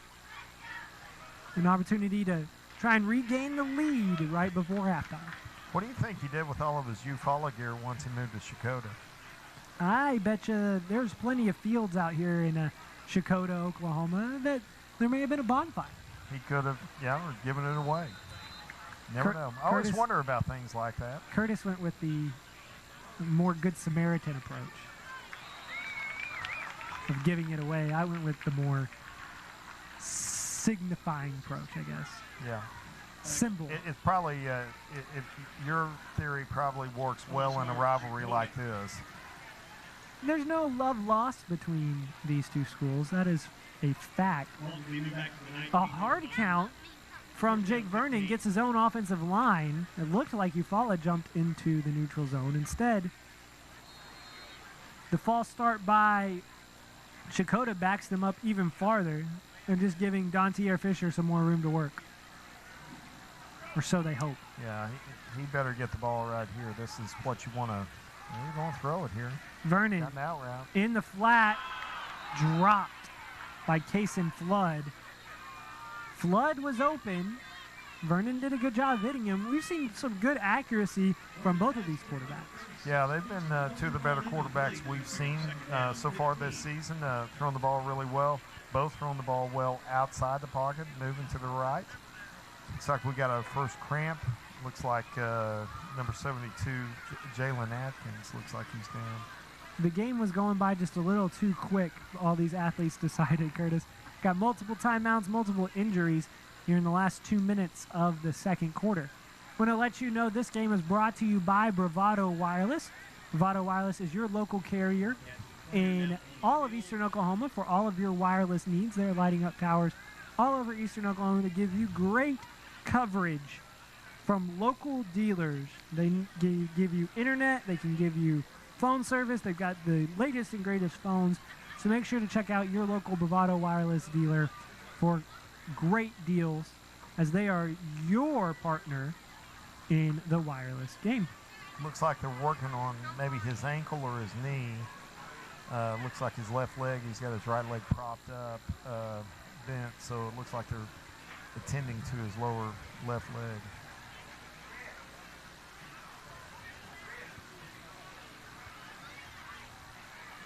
I think if you're Checotah here coming out of this play, you're going to probably be content to try to run out the half. Hate to see that for him. He's had a big game, had a fumble recover early in the ball, early in the second quarter. Yeah, he's having some trouble getting off the field. He's not putting any weight on that left foot. Jalen Atkins, the senior, this is his last McIntosh County war, and you can tell that it's got to be some serious pain that he is in, because no way that he wants to leave this game. He's going to leave his team with some words of encouragement and maybe some extra help from Omarion Warrior there. Well, I think he needed a taller crutch than Coach Ross. And no offense, Coach Ross, we look eye to eye, so I feel your pain. But see if they can get him attended to. They're going to take a further look at him on the sidelines here. Zach Ross, the head coach of the Checotah Wildcats, he's in his first year with Checotah. This is his first McIntosh County war. Said he'd heard a lot about it. And as we mentioned earlier, he could definitely tell on the face of his entire team that this rivalry meant something. So these guys came focused and ready to play this week. Give Fisher up the middle, nothing doing. And as you said, Checotah might be very happy to run this ball twice up the middle to Fisher. If anything positive happens, then they'll reassess. But if nothing happens, just taking this game into halftime. Yeah, Eufaula takes timeout, see if they can give Deer one more chance at a punt return. 3rd down and 15 upcoming for Checotah. Clock is now dropped under a minute, 53 seconds. And what a beautiful night for football. It's starting to feel a little bit like football season, Curtis. We're not up here in the booth sweating anymore. Yeah, we got 2 good bands going to be performing at halftime, and looks like Eufaula is about ready to take the field over there. And so I think they said something about Battle of the Bands over the PA system here a few minutes ago. So we'll have some halftime entertainment that both teams are proud of. Yes, and just how far we've come and from this summer when even high school sports were in jeopardy about whether or not they were going to play, to this crowd, this environment, this rivalry all happening right now. It's a light at the end of the tunnel, to say the least. Yeah, it's a beautiful thing, and it's one of the great things about our country is high school sports in small towns, and we get to enjoy it tonight. We see a lot of people out here enjoying the festivities.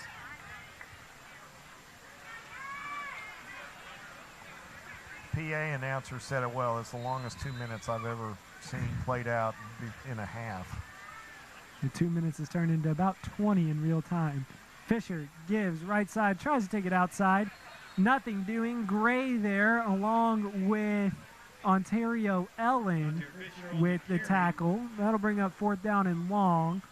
Eufaula is going to send in Deer, maybe get one more opportunity, as Checotah is going to be forced to punt this one away. You got to imagine that Checotah would rather just punt this out of bounds than give it to Deer. Yeah. Ontario Ellen and Noah Gray, again, they've both had really strong halves for Eufaula's defense. Did a good job there. Got to handle the snap. You got to get a good kickoff right here. Don't give up anything cheap. You got a high snap. Got away with it. Kick is up. It's high. Hits at the 40. Come and get the ball. Takes a Checotah roll, and maybe that was an opportunity there for Deer. Instead, he lets it roll out. Checotah downs it, and that will do it for us here in the first half. The first half of the 2020 McIntosh County War is in the books, and well, it's lived up to its billing. The Eufaula Ironheads trying to defend their win last year. They lead 7-6 over the Checotah Wildcats here at halftime on the Bravado Wireless Game of the Week.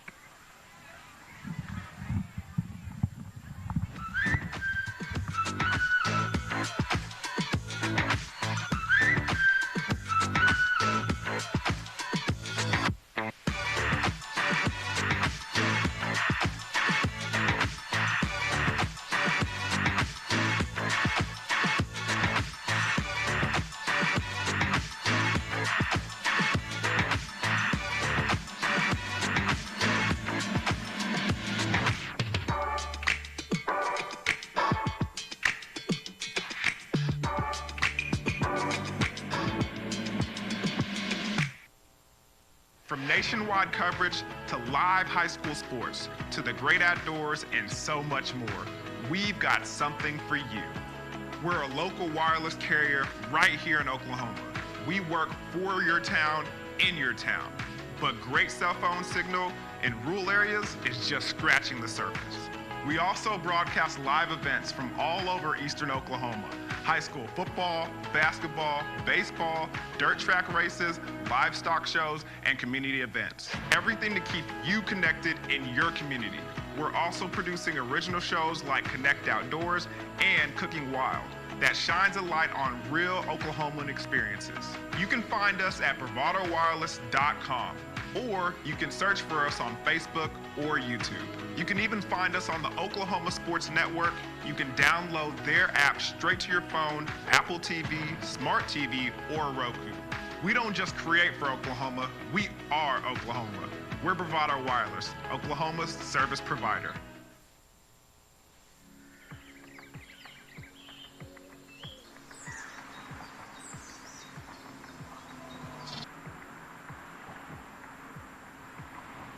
Whether your roads are dirt, paved, or if you're blazing new trails, The roads we travel lead to all of our most cherished places and people. Bravado Wireless strives to keep you connected wherever the roads may take you. We are the leader in wireless mobility and connection in Oklahoma and across the nation. We carry some of the market's top cell phone brands, fast, reliable home internet, and even greater customer service. Locally owned and operated right here in eastern Oklahoma. So whatever roads you travel, Bravado Wireless has them covered. From beginning to end. We are Bravado Wireless, and we believe in the power of connection.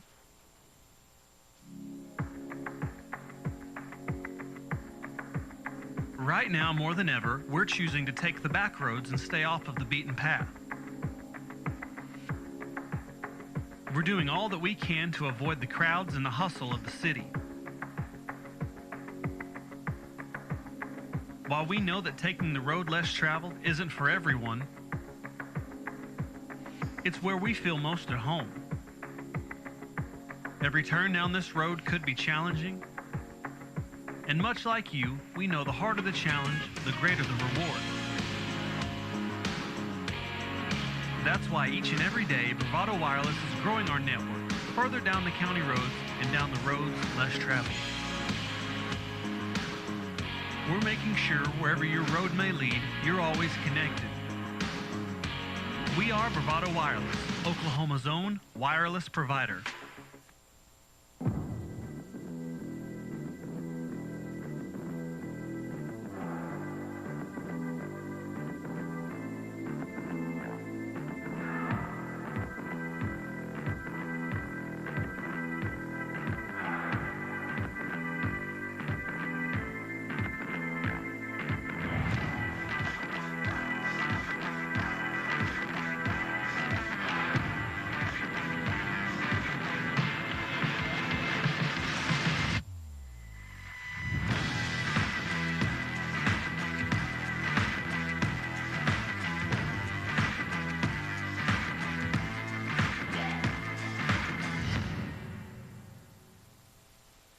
When you come home after a long day, Bravado Wireless Home Internet has you covered in your neighborhood or on your farm. For a limited time, our unlimited home internet has been discounted to only $49 per month with the purchase of a $99 router. And get this, the first 3 months of service is on us. So what are you waiting for?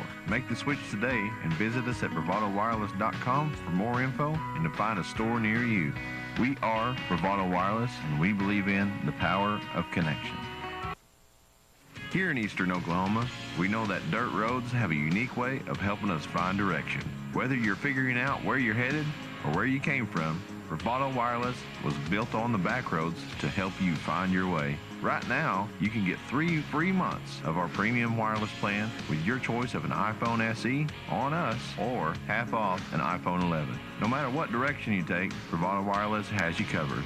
We are Bravado Wireless, and we believe in the power of connection. Hi, we're Bravado Wireless. You may have seen us at your local events and wondered just exactly what we do. We provide the highest quality cell phone service, specializing in outstanding coverage, both locally and nationwide. We're headquartered right here in Oklahoma, with multiple store locations in eastern Oklahoma. We provide the most affordable, unlimited talk, text, and data plans available. Make sure you stop in now and enjoy our other amazing summer deals before they end. Visit Bravado Wireless store locations for all other details, or go to bravadowireless.com for more information. We are Bravado Wireless, and we believe in the power of connection.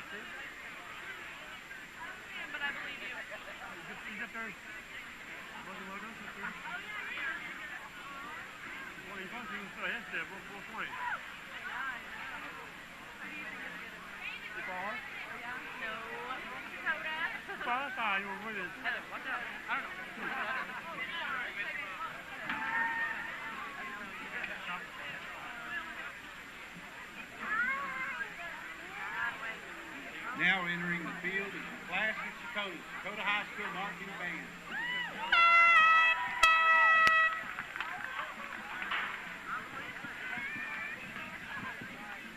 Entering the field is the class of Checotah.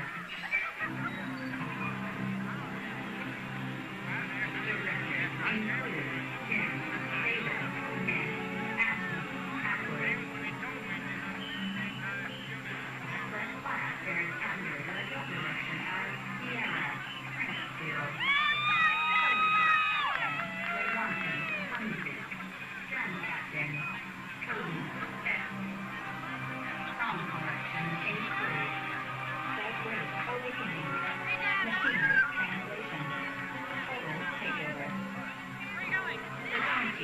MC show is entitled Artificial Intelligence.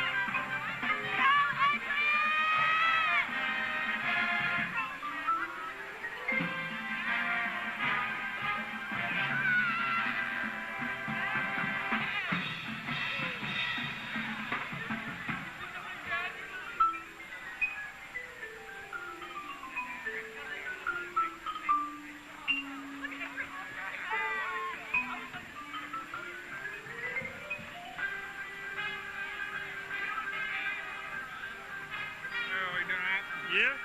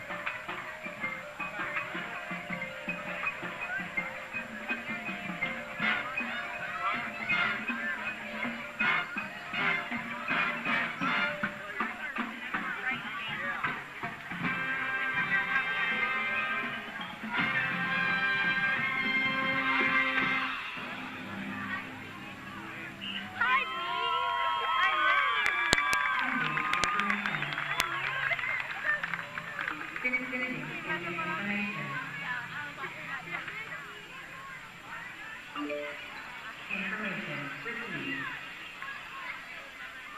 Information downloaded.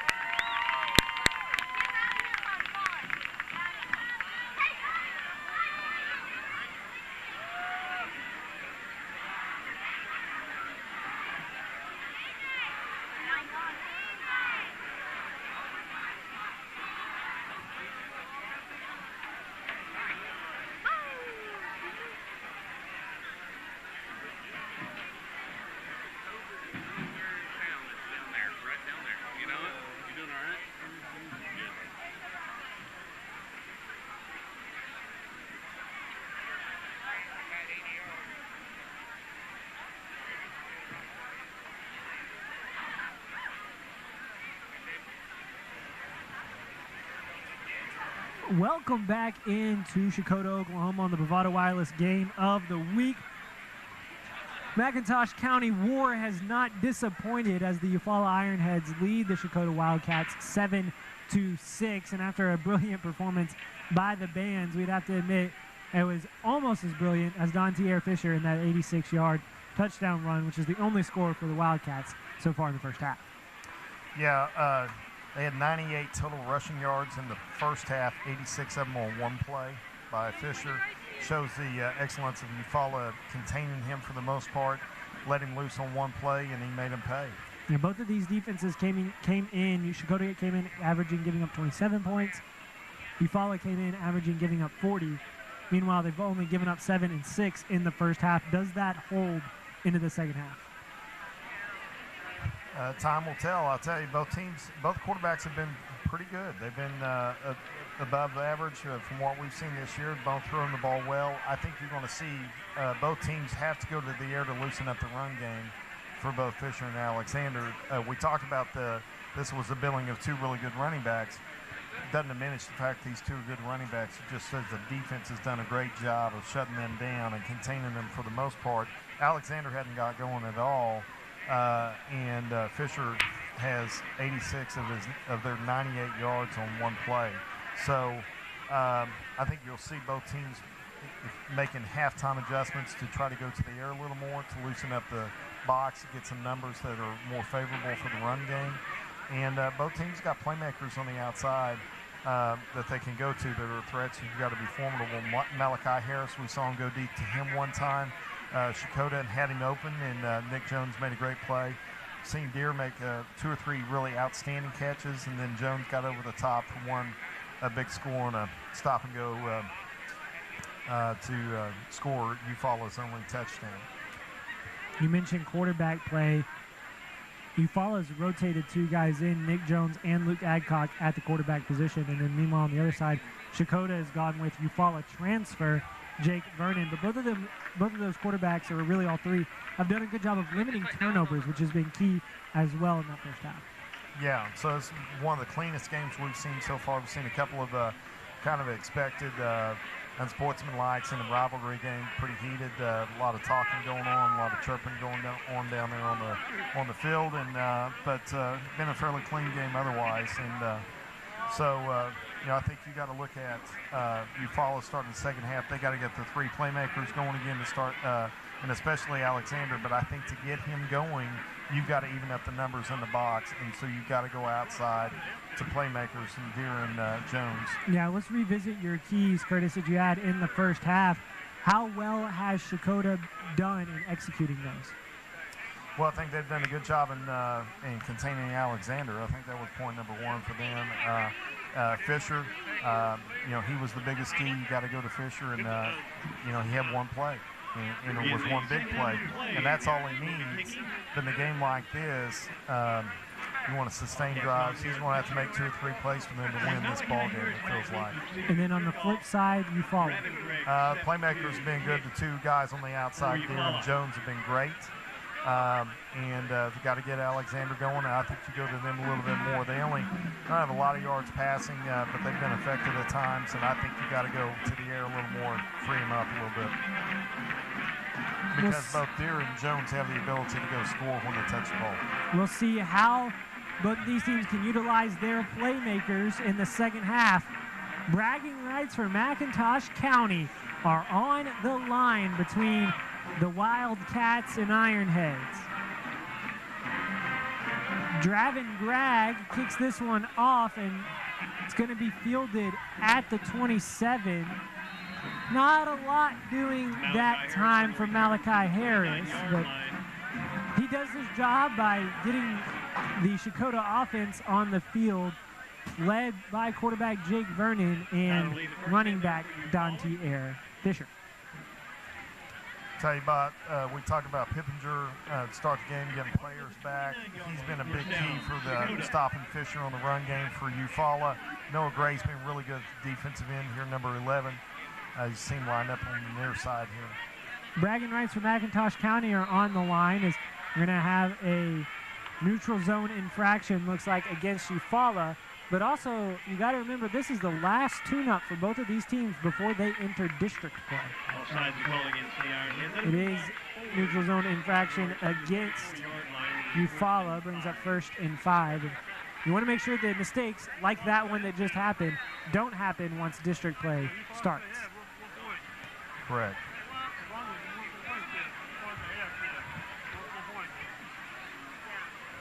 Fisher gets it, reverses field, but he's going to be hemmed in behind the line of scrimmage. Loss of 1.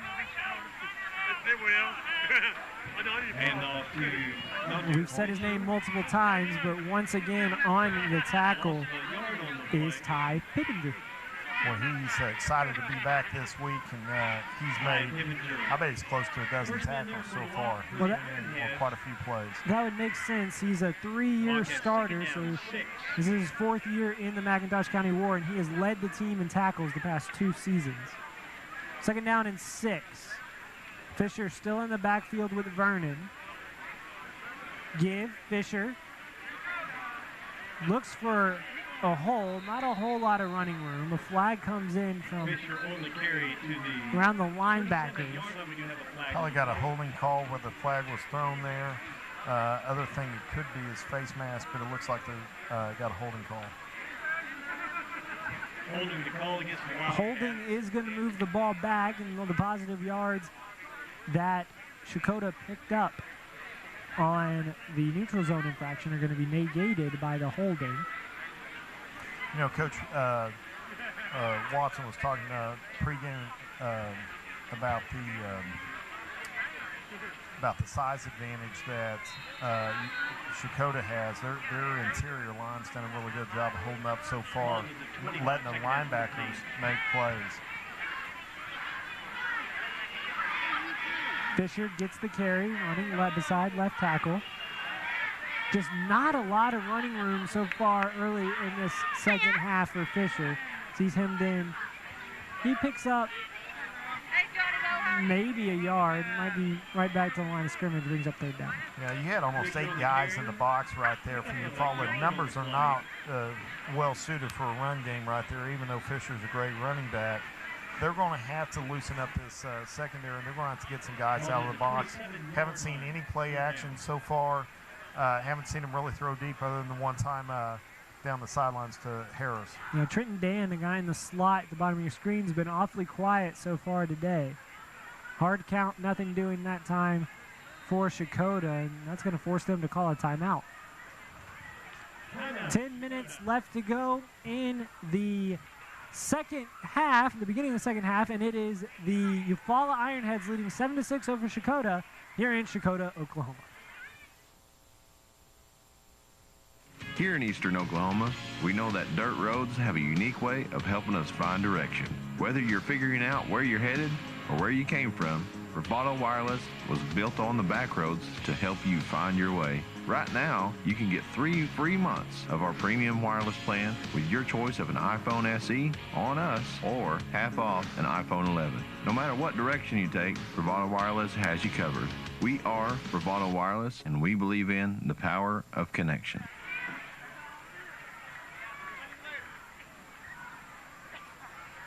Also, don't forget about the 6-quarter fellowship at First Street Road. Welcome back into Checotah, Oklahoma. The Bravado Wireless game of the week, 7-6 to score in favor of Eufaula in the McIntosh County War. We mentioned that this is a huge rivalry, the longest running rivalry in Oklahoma high school football, and head coach of the Eufaula Ironheads, Larry Newton Jr., he's pretty familiar with this rivalry. He played in it for Eufaula back in the day. Yeah, he was sharing a lot of memories of kind of hazing and teams doing different things with each other. As we see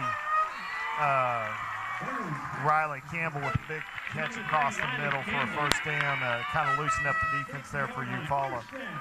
I think Coach Newton's favorite memory, and he may have had a part in this, I'm not sure, but he talked about one year they put ryegrass on the field and put a knee in the field, so when they kept water in the field, it turned green, and once it came fully grown in, there's a big Eufaula E in the middle of the Checotah field. And once all the green died out later in the season, all you could see was a big E in the middle of the field. I think I might try that with a neighbor or two. That's a pretty good move. Fuller, the running back that time, takes it behind the left tackle, picks up 4. He also mentioned something about a bell, and there used to be a bell that was passed between the two teams, and whoever would win it, they'd spend the whole week, the other team would spend the whole week trying to steal it back. In one circumstance, one team stole it. You notice how he wouldn't say which team stole it, which team was chasing the other. He didn't name any players either or coaches involved in this skirmish. No, but he said that the bell found its way into the bottom of the river. Out route. Dropped by Harris, but maybe having a hand in that drop was Nick Jones, the cornerback. I don't think it dropped in the river or fell in the river. I think it was thrown in the river to disguise any evidence of mischief there. So he said it's about probably 50 to 80 feet deep and a pretty good crappie anchor there for fishermen in the Eufaula area. For sure. You're kind of almost tempted to, that nobody's gone down there and tried to scuba dive and find this relic. It's probably not worth recovering. It's my guess. Like you said, more used as an anchor than anything else now. Third down, big down upcoming. Fuller. Pardon me, that was Clancy Campbell on the carry. He loses the ball, looked like. Checotah recovers, brings up a big fourth down. 4th down and 5. Checotah in Eufaula territory. And Dontier Fisher remains not in the game. He's on the sideline. Interesting move by Coach Zach Ross on a big 4th down here. Well, probably a quick kick, maybe. I've seen a lot of teams do this recently, just one step and kick it. Vernon's going to throw. He steps on the pocket and he's sacked. Brought down behind the line of scrimmage.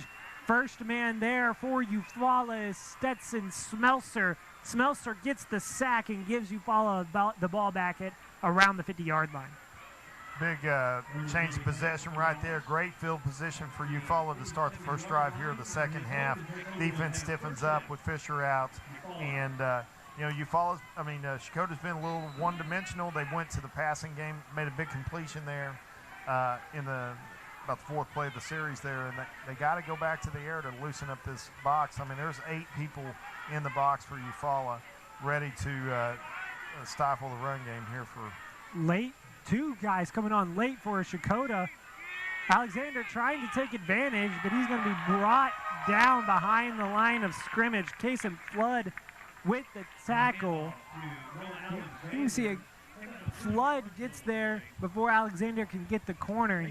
He has just not gotten free today, Curtis. Yeah, Checotah's defense done an incredible job of setting the edge, forcing him outside, pursuing the ball really well. When he's bounced it, they've had men there to contain him, which has been a big key to slowing him down. I think you've got to see Eufaula go to the passing game right here. They've got 2 playmakers on the outside. I think you've got to give Checotah something else to think about. Adcock rolls right, does go to the passing game. Pass complete to Nick Jones. Jones picks up 9, brings up 3rd down, but a good job that time of positive yards in the passing game from Eufaula. Yeah, he's done a really good job rolling out to the right there every time and throwing good balls. And with Jones' speed and Deer's speed, you've got to give a cushion when you're on the wide side of the field to him. So it's an easy pitch and catch. If you drive the defender back down the field and they come back to the ball, it's a pretty easy throw. Eufaula gets the call from offensive coordinator Josh Luna. Run up to the line of scrimmage, 2 running backs. A wide receiver, 2 wide receivers too. Give Alexander again. Can't pick up the first down. Great job that time getting in the backfield. Clancy Campbell again brings up 4th down. Another A-gap blitz by Campbell. Does a great job of disrupting the run game here for, the first guy there was actually Bailey McIntosh in the backfield, and Campbell cleaned it up for him. It's going to force Eufaula to punt. I feel like the game is hanging in the balance here, and no team really able to take advantage on offense. Well, if you're both head coaches, you've got to be pleased with what your defenses are playing. You're playing really well, flying to the ball, tackling well in space. Dontier Fisher's back deep instead of Malachi Harris for Eufaula. A late flag coming in, and Eufaula gets on it before Fisher can even fake. Eufaula definitely doesn't want Fisher to get the ball. A little late jawing there between Nick Jones and Dontier Fisher. But to see what the flag is, it came from the bottom of your screen.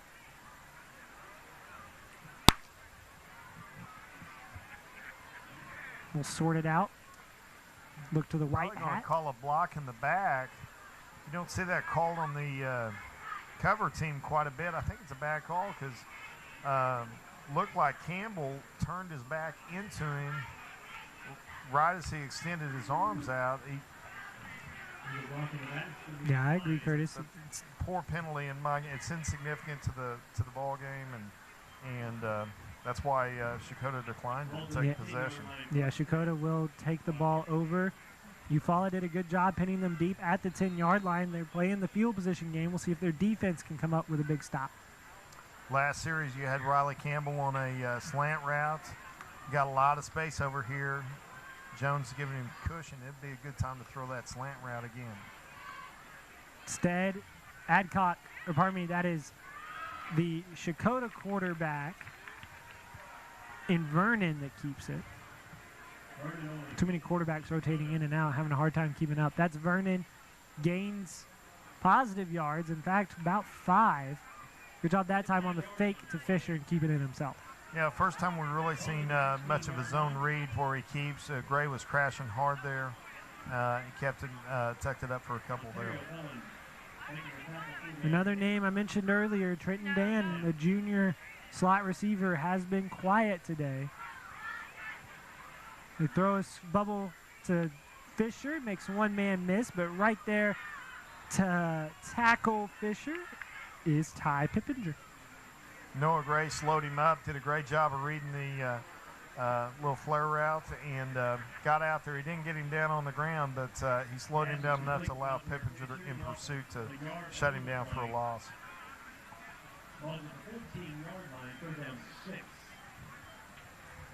Third down upcoming for Checotah.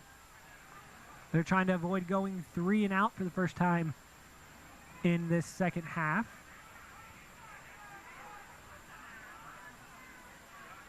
Zone read. Keeper. Vernon. Just nothing doing. Everybody is crowding that zone, and Checotah had some success going to the air, but they elect not to on those 3 plays and end up going 3 and out. Yeah, a good defensive stand there by Eufaula. Really went cover 1 there, which gets you one safety over the top, and then they've got everyone else really in man or in the box. I mean, everyone's within 5 yards of the line of scrimmage. If you're a Fisher, you can break free of that first line. You're going to run a long way, but the problem is he's not getting free. Good punt that time by McIntosh. Hits at the 50. Deer's going to field it. He's going to trying to get into open space. Deer trying to find the outside edge is going to be thrown down at the 40-yard line.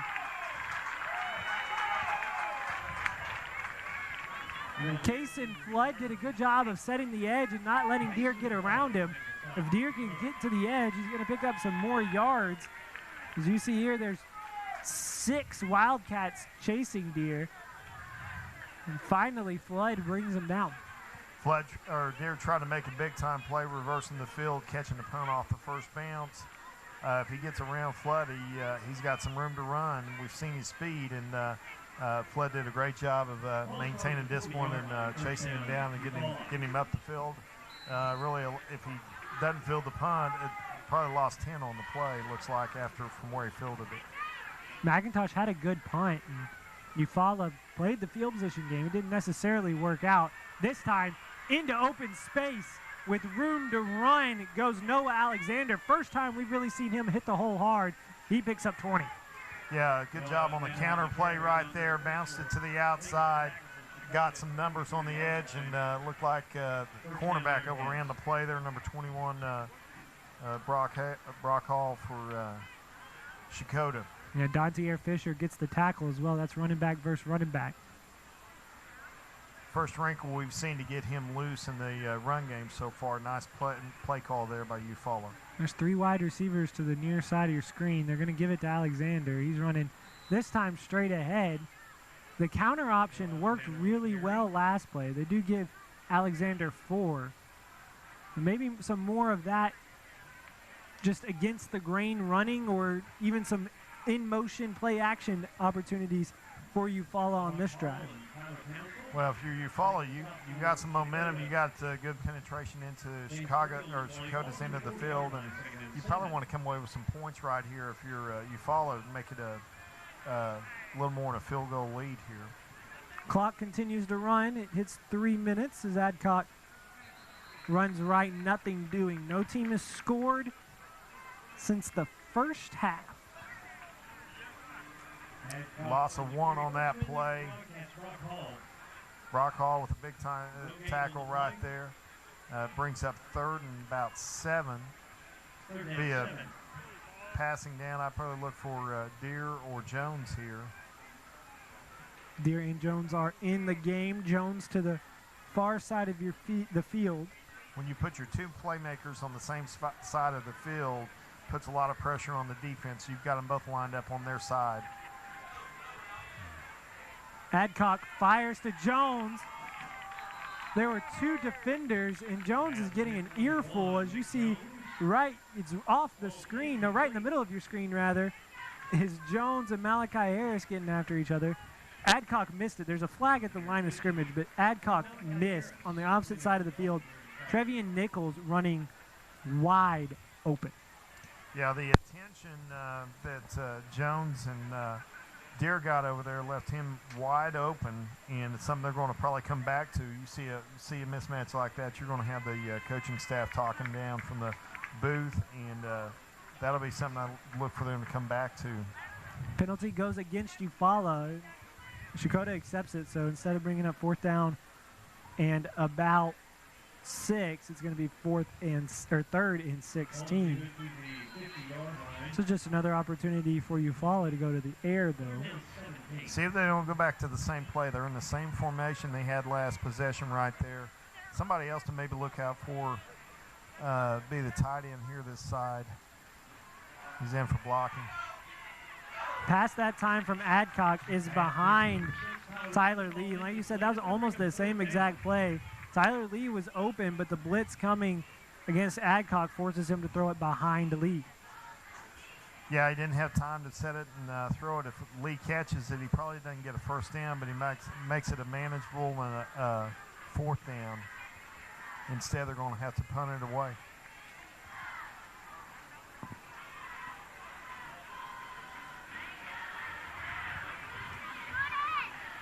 Got Fisher back deep to return the punt. This is where big plays can turn the game. The spiraling punt hits at roughly the 30-yard line and rolls to the 24 before it's down to there by the Ironheads. 2:10 left to go in the 3rd quarter, and we've got a tight one here in McIntosh County in the McIntosh County War. 7-6 the score in favor of Eufaula. Checotah having a little bit of difficulty getting things going here in the 2nd half. What do they got to do, Curtis, to move this ball down the field and punch it in? They're going to either, I think they're going to have to go outside. We talked about it a couple of possessions here. We're going to have to go to the air. We got a little trickeration A here. reverse to get Trenton Dan the ball, but instead Dan gets his feet taken out from underneath him by Noah Gray. Noah Gray's had a heck of a game at left defensive end for Eufaula. Has been disruptive in the backfield. Stayed at home on the reverse right there. Showed good discipline. He's something coaching staff really pleased with and watch film after the game.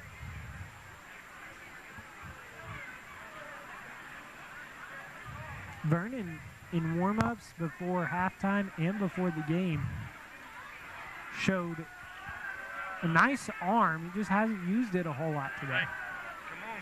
Fisher with the give. Running up the middle, somehow stays on his feet. He shed 2 to 3 tacklers right up the middle and picks up 7. I guess that's why you keep giving it to that guy, because eventually he can make plays like that where it looks like he's going nowhere, but instead picks up positive yards and brings up 3rd down and short. Well, they're only down 1. He's a home run threat. He may only get 2 or 3 burst plays this game, but he's the difference maker for Checotah, so you got to keep going to him. You'd like to see a little more diversity in how they get it to him, maybe get him on a swing route or maybe sprinting out. And, they had a nice wheel route with him early in the 2nd quarter and got a positive yardage with it. This time Fisher sheds a tackle, sheds another, still on his feet, but the ball comes out. It's going to be tried to be picked up by Nick Jones, who's going to fall on it first. Jones had an opportunity for a scoop and score. Instead, he does field it and comes up with it. Huge play that time from Eufaula to get on it. They almost came up with a home run. Instead, they'll settle for well, I guess the double here is a good job of just putting your helmet on the ball that time by Tyler Lee, and Jones right there, just half a second away from a scoop and score, but he did a good job of coming back, getting on it, and getting the turnover. Absolutely. After a big momentum play like that, I would go deep right here. You got Jones up top, you got Deere in the jet. They're going to give it to Deere on the jet sweep. Deere running out of space, and he's going to be dropped behind the line of scrimmage. Turnovers have been a key in this game because there haven't been any, except for one, and so, or pardon me, two. And now trying to take advantage of these turnovers is going to be Eufaula. So far, nothing doing on that first down play as Deere's dropped behind the line of scrimmage. Yeah, if you're Eufaula, you gotta feel like this lead is not safe when you got a home run threat like Fisher. So if you can make this an 8-point game, 9-point game on this drive, it makes you feel a lot better about it. Well, we'll have to see what they do when the fourth quarter comes up. A scoreless third quarter for both teams, and there's 12 minutes stand between the Eufaula Ironheads and Bragging Rights in McIntosh County. Our score is 7-6 in the Bravado Wireless Game of the Week from Checotah, Oklahoma.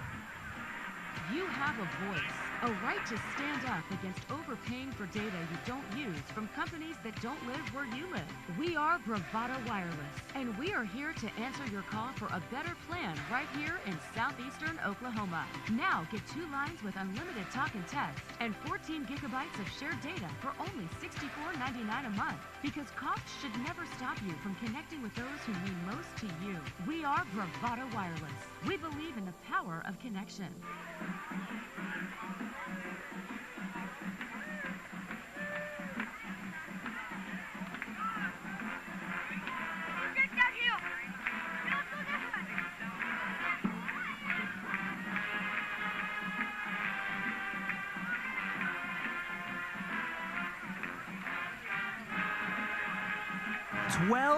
Minutes to go in the 2020 edition of the McIntosh County War. Eufaula with the ball, second down and long upcoming. Key play by Eufaula to force a turnover. We'll see if they can take advantage. Yeah, great game. Nobody's left the stadium yet. A capacity crowd here tonight to watch the 105th edition of this great rivalry, and they've not been disappointed. Been a really, really hard-hitting ball game. Really, both teams have swarmed to the ball very well, tackled well in space with all these playmakers. You've not seen a lot of yards after contact, so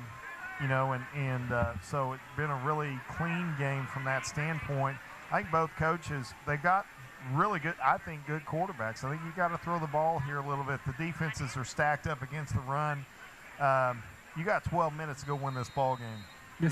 And you got to go make some plays. I'd let Adcock throw it right here. You got an interesting formation. You got trips left here. Adcock rolls left. Looks, he's got a man. Underthrows, almost intercepted by Malachi Harris. Pass intended that time for Trevion Nichols, just couldn't get it there. Nichols has been open a few times, and Adcock hasn't been able to find him. Right here, Curtis, this third down, but really this entire fourth quarter is going to test the conditioning of both of these teams. Checotah has a few more players than Eufaula does, but both of them have guys that play both ways. So those sprints that you did in the summer, all of the running that you did leading up to this season, that's where this is going to be tested right here in the trenches between both of these teams. Yeah, you got Checotah showing blitz right here. Be a great time for a screenplay if you could get Alexander in the screenplay. They throw Deere on an out route, but he can't keep his feet. The ball was thrown outside the frame and caused him to really have to adjust. If he catches that in stride, he's got a chance to get to a first down, but you're going to... I don't think that Adcock and Deere were on the same page there either, do you? I think it's probably a read route, and one read it one way and one read it the other way. That's what you usually see in a situation like that. Misread, or one of them read the cover a different way than the other. Yeah, that's why nobody trusts me to read it. It's got Alexander open in the flats, and he goes deep. Throws it up, and it's going to be intercepted. Or not intercepted, dropped. Alexander was wide open in the flats, had snuck out of the backfield, was in early for coverage, and he's going to get the first down. Mike gets in the end zone, and Adcock goes for the touchdown right here. Just double covered as well, and flashing late, trying to come up with the pick was Kason Flood. Instead, it drops to the ground harmlessly. It's probably a good thing for Checotah that they did intercept it, because now they get the ball up at the 27 instead of back where the ball was intercepted. Yeah. See Malachi Harris in. Let's see if they try to go to him here on this drive.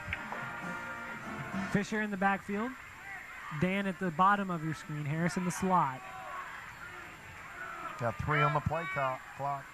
Vernon gives Fisher spin move, but nothing doing. Brought down in the backfield. Fisher on the carry. Smelser and looks like This is Smelser making the stop.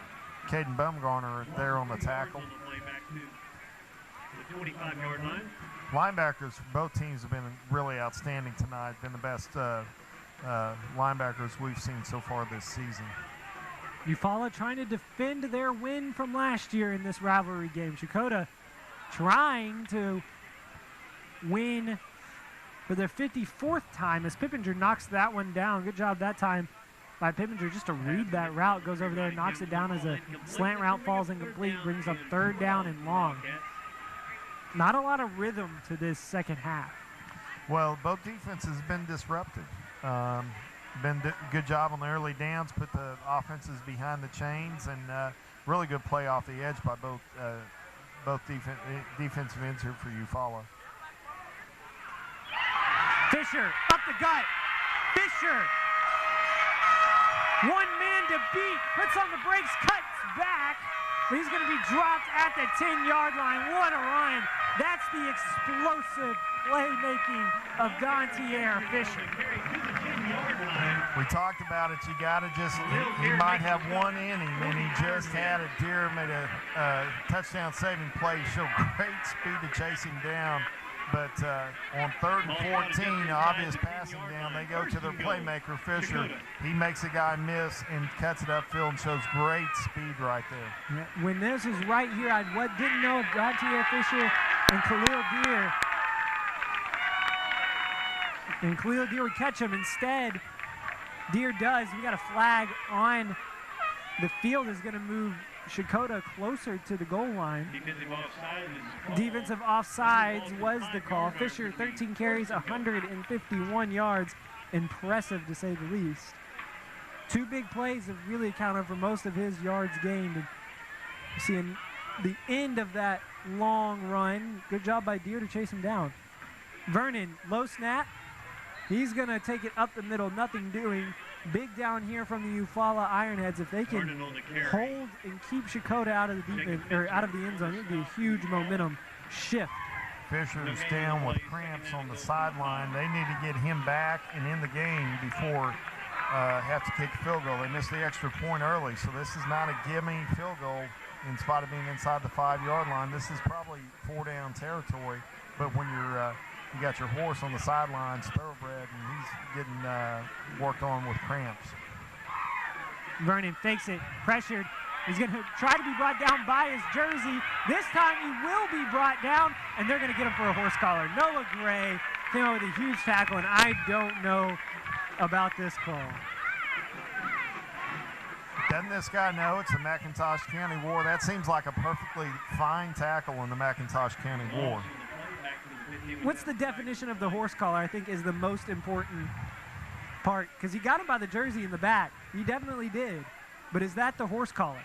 The jersey is not, by definition, is not the shoulder pad, right? Right. I think that just comes out. Look, there is no shoulder pad in that whatsoever. I think the slinging motion is probably why he called it. I don't know. If you don't want to get slung, don't play football? Yeah. I'm in agreement. It's a tough call that goes against Eufaula. Should be an automatic first down. They have not reset the down marker. Should be half distance to the goal line. So now there's another flag on the play. think we threw it. The flag is really for them to communicate down marker and distance. Unsportsmanlike. Unsportsmanlike against Eufaula. Ironheads trying to hold it together. Instead, they're falling apart at the seams. Checotah moves half the distance to the goal. We still really don't know what down it is. It'll be first down. Down marker has not changed, but that doesn't change the fact that it's first down. Ball inside the 5. They still have not set the down marker. The line judge isn't even on the line of scrimmage. He gets there now. Up the gut goes Vernon, nothing doing. That's Malachi Harris, it looked like in the Wildcat formation? Wildcat formation, which is appropriate for the Checotah Wildcats. Gain on the play. It looks actually, yeah. Still not changed the down marker. The PA guys next door to us are trying to relay that message to the head official, but he's not hearing them from 100 yards away. So right now, the down marker reads third down, which is what we'll go by.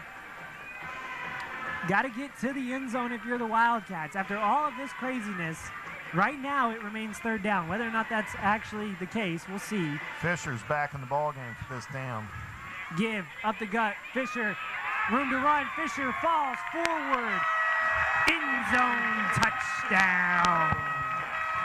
Dontier Fisher caps off a drive that was, well, mainly him running it down there anyway, so he caps it off with the touchdown and gives the Wildcats their second lead of the game. The great down marker mystery was nullified by a touchdown by Fisher. We're going to go for 2, try to make this a 14-7 ball game. If you're going for 2, how do you, I guess, what are you calling here? I'm probably going to go zone read. You send a man in motion. That's Dan. Fake it to Fisher. Vernon just sandwiched at the 10-yard line. Yeah, he had a receiver open, just didn't have time to get it to McIntosh in the back of the end zone. McIntosh released and was open. I don't know how well an Ironhead sandwich would taste, but I think if you asked Vernon, he would say, not great. No, he really good pressure off the edges there. Smelser and Gray, we called their names all night. Another good job right there. Just over 8 minutes to go in the game. Your score 12-7 in favor of the Checotah Wildcats. And like you said at the beginning of this game, this is the 105th meeting between these two teams. But when these two teams meet, Curtis, you might as well throw out the records. Might as well throw out what you think is going to happen, because in this rivalry game, anything can happen, and it really has. Yeah, it's been a cleaner game than I might have anticipated with the intensity of the rivalry. You have seen a lot of personal foul and unsportsmanlike penalties that you kind of come to expect in these types of games. But the play has been outstanding. Both teams have tackled really well. You got great playmakers on both sides of the ball, and we'll see how Eufaula decides to respond right here. Jones has been pretty quiet in the second half. They've gotten Alexander a little loose with some of the play action stuff. They had him open on fourth down as he snuck out of the backfield. So can they go back to a play like that? Or, you know, we even saw on a fourth down play in the third quarter where they had Travion Nichols open on the backside of the zone when they had Jones and Deere lined up together. Kason Flood with the little pooch kick is going to be bobbled, but Adcock does a good job. That's Tyler Lee does a good job of handling it and keeping Eufaula with possession. That could have been a disaster if Eufaula would have fumbled that and Checotah would have gotten on it. Yeah, you got to come and catch that ball in the air if it's up to me and let the ball bounce like that. Anything can happen. I think it's a great play. Special teams wise, you have your better hands typically back or on the front line. That second level guy doesn't have as much experience handling the ball. We'll see if Eufaula elects to open up the offense a little bit as they trail 12-7, 8:14 left to go in the fourth quarter. Adcock drops back to class, plenty of time, throws up in the air to Deere, and he almost came down with it. Deere had it in his hands at the 47-yard line. Instead, the ball falls to the ground. Adcock had him. He's got to throw it as he's coming out of the break. He held on to it too late. He was open. Holds it one more stride, allows defense to recover. He's got to throw the ball and trust him at the break right there. You see him breaking wide open, and he waits one count. He got to throw it earlier. He's got the arm. He's got the touch. He's got to throw it just a hair quicker, and that's a big gain with a playmaker like Deere. Deere being covered in the slot by Connor Jenkins. They run him in motion. Fake it. Looking for Jones over the middle of the field. Jones with a stat. The ball is still in the air. It's finally dropped. Jones had an opportunity at it, and then Dan had an opportunity at it for the Wildcats, but that's a ball you got to come down with Jones. That's a good throw by Adcock. Yeah, really good play structure right there.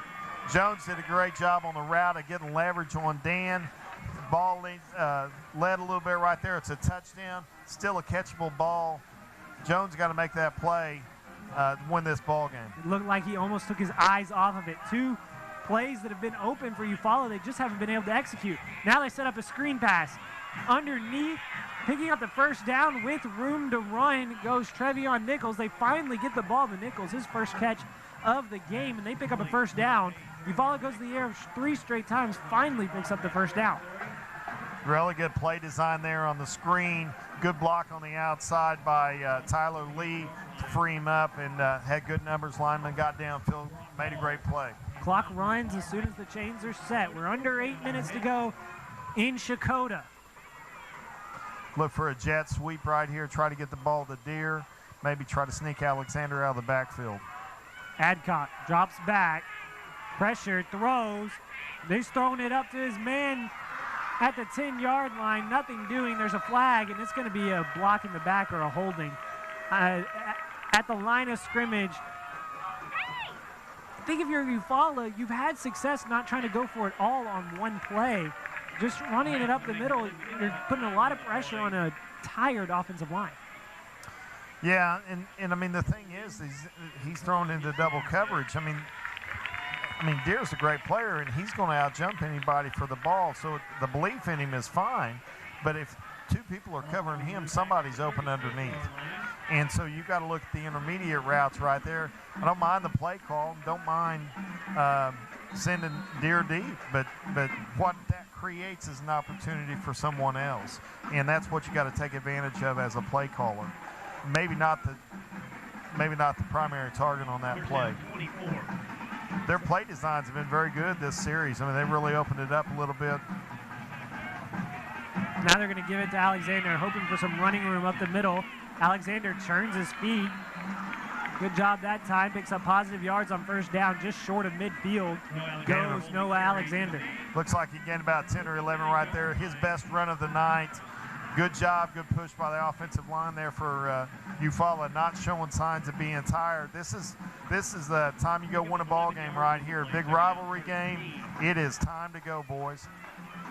This is how you get your name remembered for years to come. Clock winds under 7. Deere, they fake it to him, now give it to Alexander on the end around. Alexander, again, a nice play design that time from Eufaula. Picks up positive yards. Is going to bring up 3rd down, and we'll call it 7. Brought Deere in motion, faked the handoff to him, got the trap or the counter going back the other way with Alexander. Another good way to show, get Alexander the ball and create space and positive yardage right there. And Alexander went out of bounds, which stops the clock.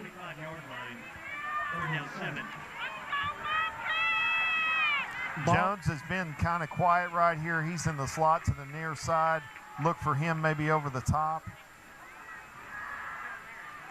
To do the fake around this time. This time he got him wide open. Deere over the middle of the field. Deere catches it. Still on his feet goes Deere. Deere to the end zone. Touchdown, Eufaula. Great throw there by Adcock. Gets him on the skinny post. Probably had pass interference early. Great play after the catch. It is pass interference on Checotah. Play's going to be, penalty's going to be declined, and line up for extra point right here. You want your name remembered? How about that? Nobody is going to forget Khalil Deere, especially if you're dressed in Checotah blue tonight. Yeah, he's made some big-time plays another one right there to give them a chance to take the lead back, and the play will stand. As you said, that was a pass interference against Checotah, so the play stands as it's declined by Eufaula. This is a pretty big extra point here. I'm surprised they don't go for two. It takes out, if they go for two, that would make it a 3-point game, and it would take out the field goal, although Checotah hasn't really shown prowess at being a good field goal kicking team anyway. Yeah. I think it's what you're comfortable with. I think you can play it either way right now, but they've got the lead. Go kick the extra point here. Snap back, hold down. The kick is up. It skies through the air and misses wide left. That extra point was almost in slow motion, Curtis. Yeah, that's a little hesitant on the kick. You got to strike the ball well, coming into it with some speed, a little hesitant there. Maybe a bobbled snap and he had to hold up. Sometimes that happens. Either way, it doesn't matter as Eufaula takes the lead on a great catch and run by Khalil Deer. You see the stiff arm here. He wasn't going down. No, not going to be denied. He's been the best player for Eufaula on both sides of the football tonight. Been the most explosive playmaker on the field. Showed great athleticism right there. The junior has got a big year ahead of him and a big career ahead of him. He's got a chance to play at the next level for sure. Now we got to see how Checotah responds, and Fisher has done a great job. Malachi Harris has been a little quiet. They've got plenty of time to be patient. Probably got 2 drives left in them. So when you think about managing the clock, you don't have to try to get it all back right here. And it looks like they're going to assess the pass interference on the kickoff, which I've never seen an officiating crew do. But if you decline the penalty, that would mean that if you accept the penalty, you would take 15 yards and you wouldn't take the touchdown. So I don't know, unless there was a unsportsmanlike conduct, it does not make any sense. We've seen several questionable calls here tonight. Coach Ross is asking for an explanation, and I hope he'll pass it on to us. I don't know that he was satisfied with the explanation either. The ball is going to be kicked from the 45-yard line of Checotah, meaning this ball's already in Checotah territory before it's even kicked. You notice how Eufaula's lined up close right here. This would be a great time. If I'm Eufaula, I'd quick kick it, onside kick it. That's about where they've been kicking it and giving up the possession as well. So maybe they'll kick it deep, but if you kick it deep, you're only gaining 25 yards. Yeah, and you give the opportunity for Malachi Harris it's really, and Montier Fisher. Yeah, it's 10, 12-yard difference. I would onside kick it. They're going to pooch it to the sideline. If it stays in bounds, it does not. And they're going to get the ball at the 30. The Checotah Wildcats are going to get the ball at the 35-yard line. The Ironheads kicked off from the 45. That's a net gain of a 10-yard kick. I think I'd really tried the onside kick right there. That would have got them the same spot. Anyway, it is what it is. You got to come and play defense right here if you follow. And Fisher, this is your time if you want to be the hero here and got the ability to do. They're going to spot the ball at the 20?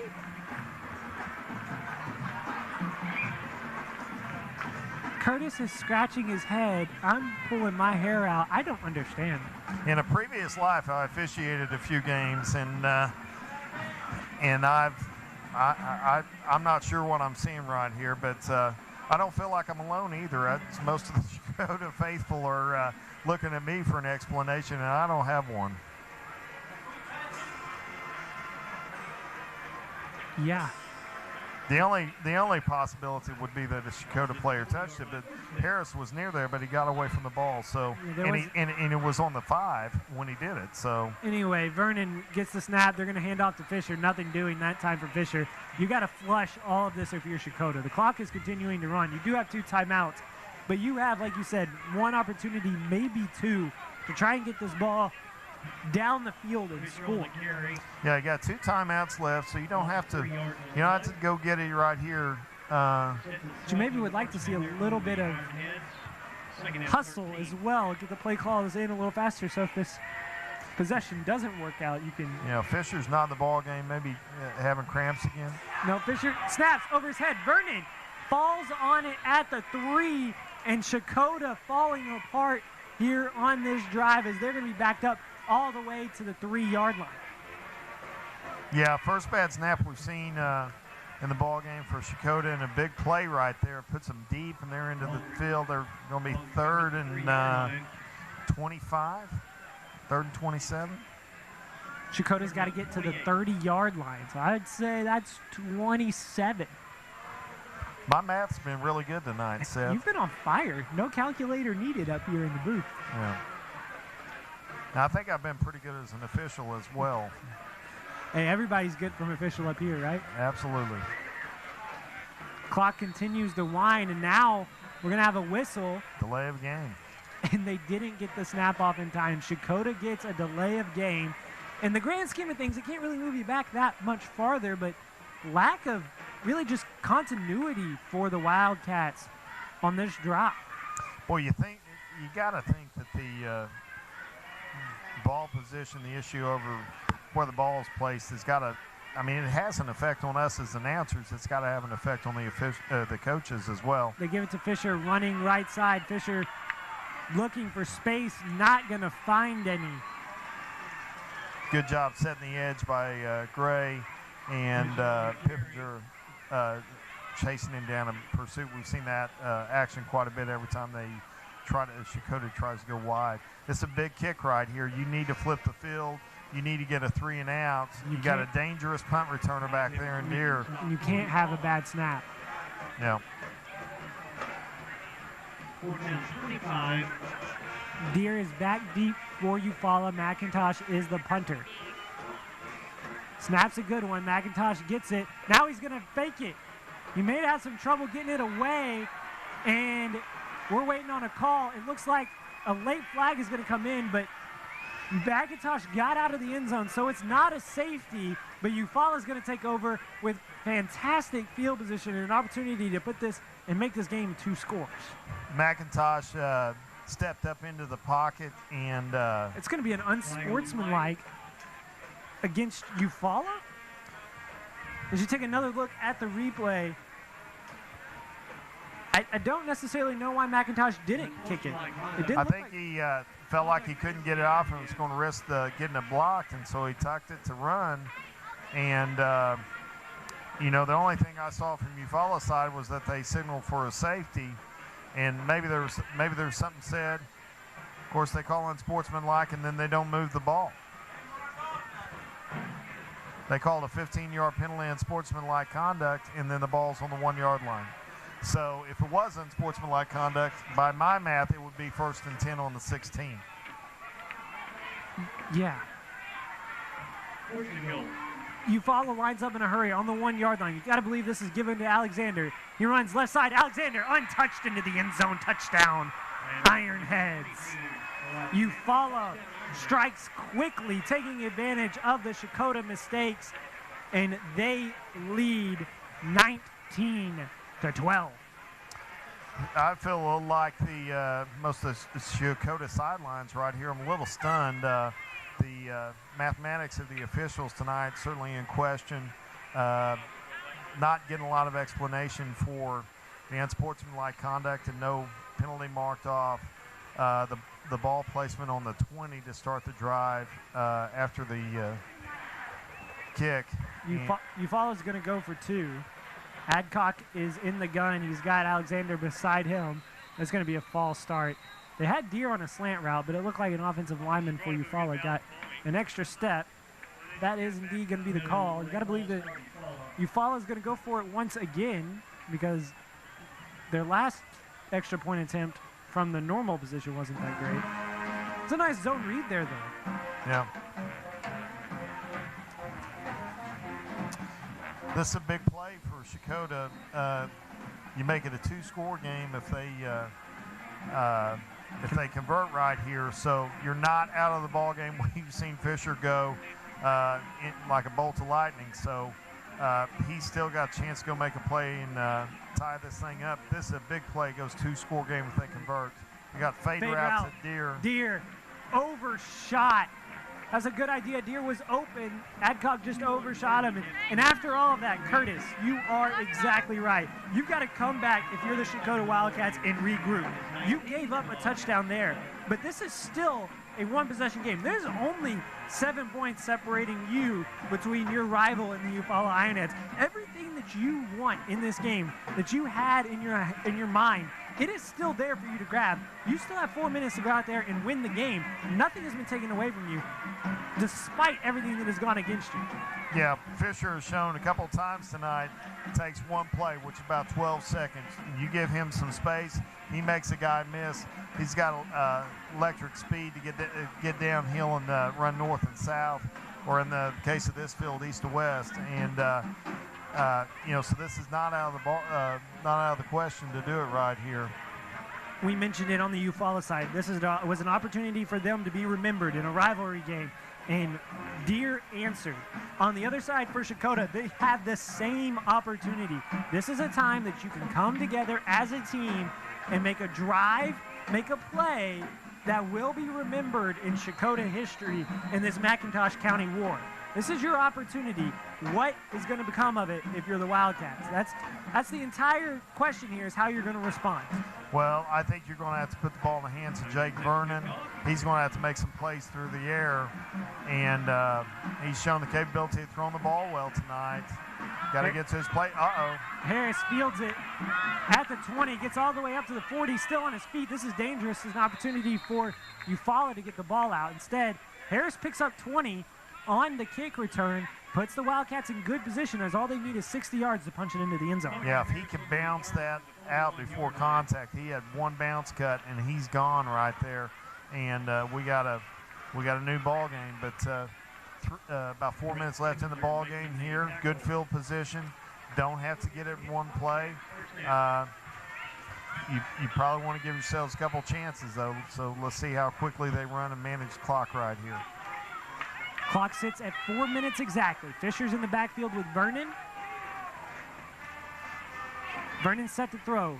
Throws an out route, but Noah Gray is there and sniffs it out. He was not fooled at all, tracked it the entire time, and that is going to be a loss of 1 yard on the completion. Clock continues to roll. Yeah, he's really an outside backer, but the way they walked him up tonight, he plays as a defensive end. Showed good coverage abilities in space right there, and did a good job tracking him down for no gain. They're going. Vernon steps on the pocket. It looked like that was almost like a design quarterback draw, and nothing doing for Vernon. He's dropped behind the line of scrimmage, and the Wildcats are going the wrong way. Yeah, you're going to have to go vertical here. You're third and 14. Going to have to go vertical here. I would look for him to go to Malachi Harris or Dan, who's been pretty quiet tonight. I've been covered pretty well over here on the right corner by Deer. They're not going to, but even if he's not going to catch a pass, use him as a decoy. He's leaning. That was on Fisher. Yep. Fisher was leaning. Dan wasn't set here in the slot either. That's an opportunity for Checotah. They just got going too fast that time. See the Ironhead faithful on the opposite sideline. They traveled well. They're looking for their team to win back-to-back games in this McIntosh County War. And they're looking for their first victory of the season, Curtis. They're 0-2 in their first game before district play. 2:40 left to go in the game. Clock winds. Big third down upcoming. Vernon looks, throws. He's going to let Trenton Dan try and run underneath it. That time he overshoots Dan, and the ball falls incomplete. Had him on a sluggo route and had him up for a second. Deer came off of his coverage on the outside and came under and almost made a game-ending play right there. Fourth down. They've got to get to the 49-yard line of Eufaula. of Checotah. The biggest pass play of the night was to slant route to Riley Campbell off the backside. May have him open right here again with his coverage. Vernon looking. You got Fisher on the wheel route. Throws. Fisher incomplete. No flags on the play. And the Eufaula Ironheads will take over at the 33-yard line. So you take another look. Fisher just double covered. Yeah, pretty good. Not a bad play. I like the idea of going to Fisher and better throw. I mean, it's a good throw, just not one that was completed. You got to take a little risk right here. You're going to see some blitz action from Checotah. They got to make something happen, and ball security is paramount for Eufaula right here to ice this ball game. Checotah still has 2 timeouts as well, so if they can get a 3-and-out from Eufaula, they can get the ball back. Give Alexander left side. Alexander positive yards, in fact, a gain of 5. And head coach Zach Ross is going to call his second timeout of the half. 2:14 left to go in the fourth quarter. We're going to take this break with them. 19-12 is the score in favor of Eufaula in the 105th meeting of the McIntosh County War on the Bravado Wireless Game of the Week. Timeout. Whether you're driving through town or taking the scenic route, Bravado Wireless has a plan for your journey. For a limited time, you can get a Samsung device on us. So wherever your journey may lead, Bravado Wireless has you covered. Visit us at bravadowireless.com to find stores near you. We are Bravado Wireless, and we believe in the power of connection.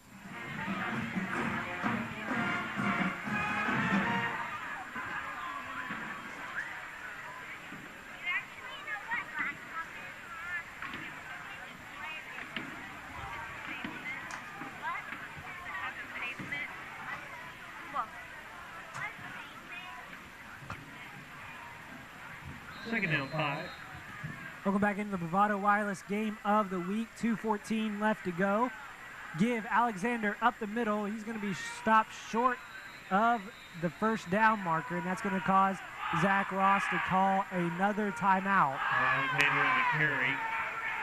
2:07 left to go. Wildcats call a timeout, and Eufaula is going to keep this on the ground, right? You got to sell out towards the run on third down here. Yeah, you've got to think play clock here. It takes about 7 seconds to run a play. Clock's at 2:07, so the clock will reset at 40.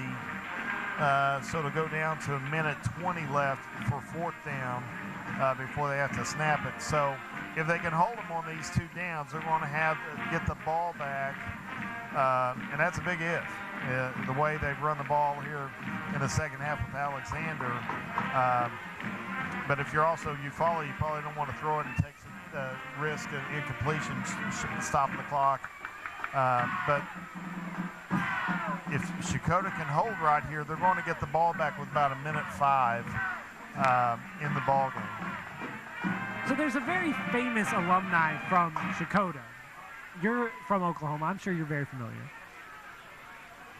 Oh, well, I mean, yeah, my celebrity crush, Carrie Underwood. Yes. Well, you think this game means a little bit? There's a sign on the other side that says not even Carrie's money can buy y'all a win.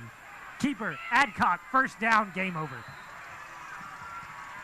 Adcock picks up the first down, and Eufaula is going to win back-to-back games against Checotah in the McIntosh County War, a rivalry that is rated the best high school rivalry in the state of Oklahoma by the Tulsa World. Is going to go to the second year in a row to the smaller 2A school, the Eufaula Ironheads, barring a miracle from the Wildcats. Yeah, we talked about the playmakers of Eufaula. Checotah did a great job tonight of shutting down Alexander, but Khalil Deere, he wasn't the first guy they mentioned, but he's the player of the game in my book.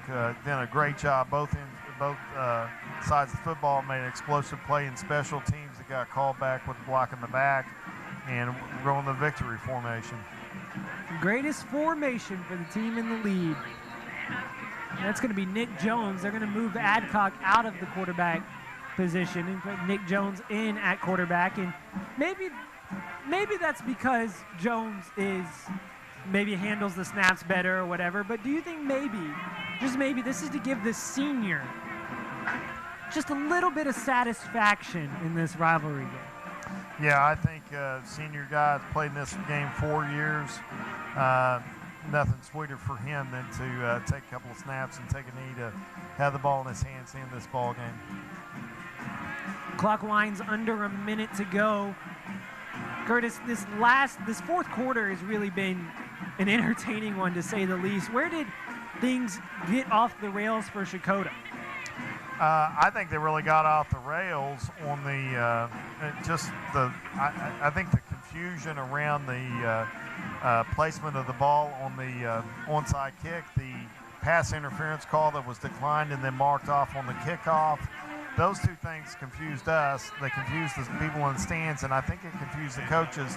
And in a big game like this, you don't need distractions as a coaching staff, and those things can stun you and hurt you in the play calling and just create a distraction that's unnecessary. And it appeared to me that's what happened. That was the last snap of the game. This one all but official. These teams will not get to shake hands this year because of COVID-19 protocols, so they'll go out to the hash markers, give each other a wave, is what I'm assuming will happen. But the McIntosh County War ends in favor of the Eufaula Ironheads for the second year in a row. Your final score, 19-12 in favor of Eufaula. The smaller 2A school comes up with the victory in 2020, and really Alexander was the guy we keyed on, but this game would have been completely different without the athletic ability of Khalil Deer. Yeah, Khalil Deer made plays all over the field, special teams, defense, offense, made the touchdown, the game-winning touchdown on a skinny post, and then broke a tackle and got it into the end zone. Big night for him. Senior Jones made the first touchdown of the game, and then Alexander, the star running back going to Army, had I guess the 2-point conversion there. He had the go-ahead touchdown, and then so really good performance there by Eufaula and their playmakers in the second half to take away with the win. Khalil Deer had the go-ahead touchdown, and then Alexander had the icing on the cake touchdown, I guess, with the ball placed on the 1-yard line. And some mass confusion that, honestly, we still don't even know what has happened. You can see at midfield there, there's a trophy waiting on the Eufaula Ironheads. They're going to meet with their head coach, Larry Newton Jr., but a team that had gone 0-2 and had given up 42 and 40 points in their previous two games. You got to believe that to hold Fisher to 12, they're still short-staffed because of some COVID quarantine protocols. This has got to be a big win, and a win that they can grow on going into district play. Yeah, and absolutely. And their first two games were against top-ranked teams in their respective classes, and Stigler and Vian. And so, you got to take that with a grain of salt a little bit. They're a very talented ball club. They're a top 10 team in 2A. They showed that tonight. Defense was really good, and was really, I think, a key point. Pippinger coming back certainly would have helped against anybody they played, but he did a great job tonight. I bet he had north of 15 tackles. Really did a good job of chasing Fisher sideline to sideline and out the middle of the field. As we mentioned earlier, our Bravado Wireless player of the game is Khalil Deer. Did a fantastic job of switching sides of the ball, but switching things up to where the Checotah defense, if they keyed just on Noah Alexander, he was able to get free, and he scored the go-ahead touchdown after the Ironheads found themselves down in the game for just the second time. We're going to take another look at some replays as the Ironheads meet at midfield to claim their trophy. Some good plays here all the way around, but really a heartbreaking loss if you're the Checotah Wildcats, a team that you thought you were right there and really thought they'd push through on the touchdown score by Fisher. Yeah, Fisher showed much ballyhooed running back, showed why with two just huge explosive plays throughout the ball game, and did an incredible job of giving his team a chance to win. He needed some more help on the outside. They've got some playmakers I thought should have done a little better job. You see him breaking on his first touchdown run, one of the best runs we've seen, not the best run we've seen this year. He did a great job cutting back a couple of times and showing really elusiveness there as he got to the end zone. As Checotah enters district play, Curtis, they have some bright spots like Fisher's runs to build upon, but what do they need to work on to be competitive in their 3A District 3? Well, you got to be pleased. Something coming out of this ball game is how they contained the three playmakers from Eufaula. They did a great job defensively tonight. They didn't lose this game on the defensive end, which is, they gave up 40 last week to a really good Hilldale team, and so I think that's something that you build on. You got a game-breaking player in Fisher. They gotta try to stand a little more, get the ball outside to him or Malachi Harris. Both those guys have some ability, have some speed to stretch the defense. And when you think about how well Checotah did defensively to shut down Alexander in the first half, they gave him no running room. And Eufaula adjusted to throw the ball deep, go vertical, stretch the defense out, and made plays. And it was, I think, something you'll see Checotah look to do in the coming weeks. Well, our final from Checotah, Oklahoma is 19-12. You see Eufaula celebrating their trophy and their win at midfield on the Checotah Sea. I can guarantee you, Curtis, that trophy is not going to find its way in the bottom of Lake Eufaula. Again, our final score 19-12.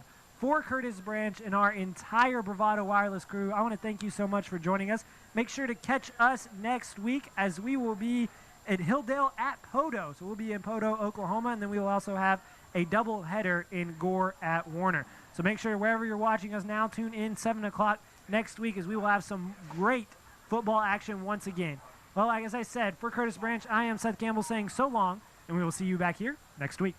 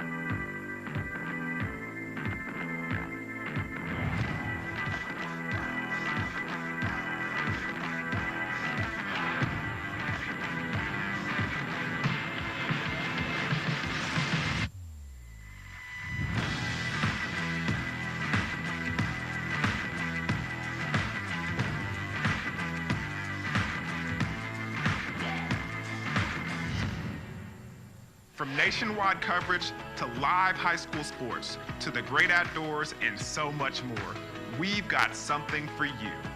We're a local wireless carrier right here in Oklahoma. We work for your town, in your town. But great cell phone signal in rural areas is just scratching the surface.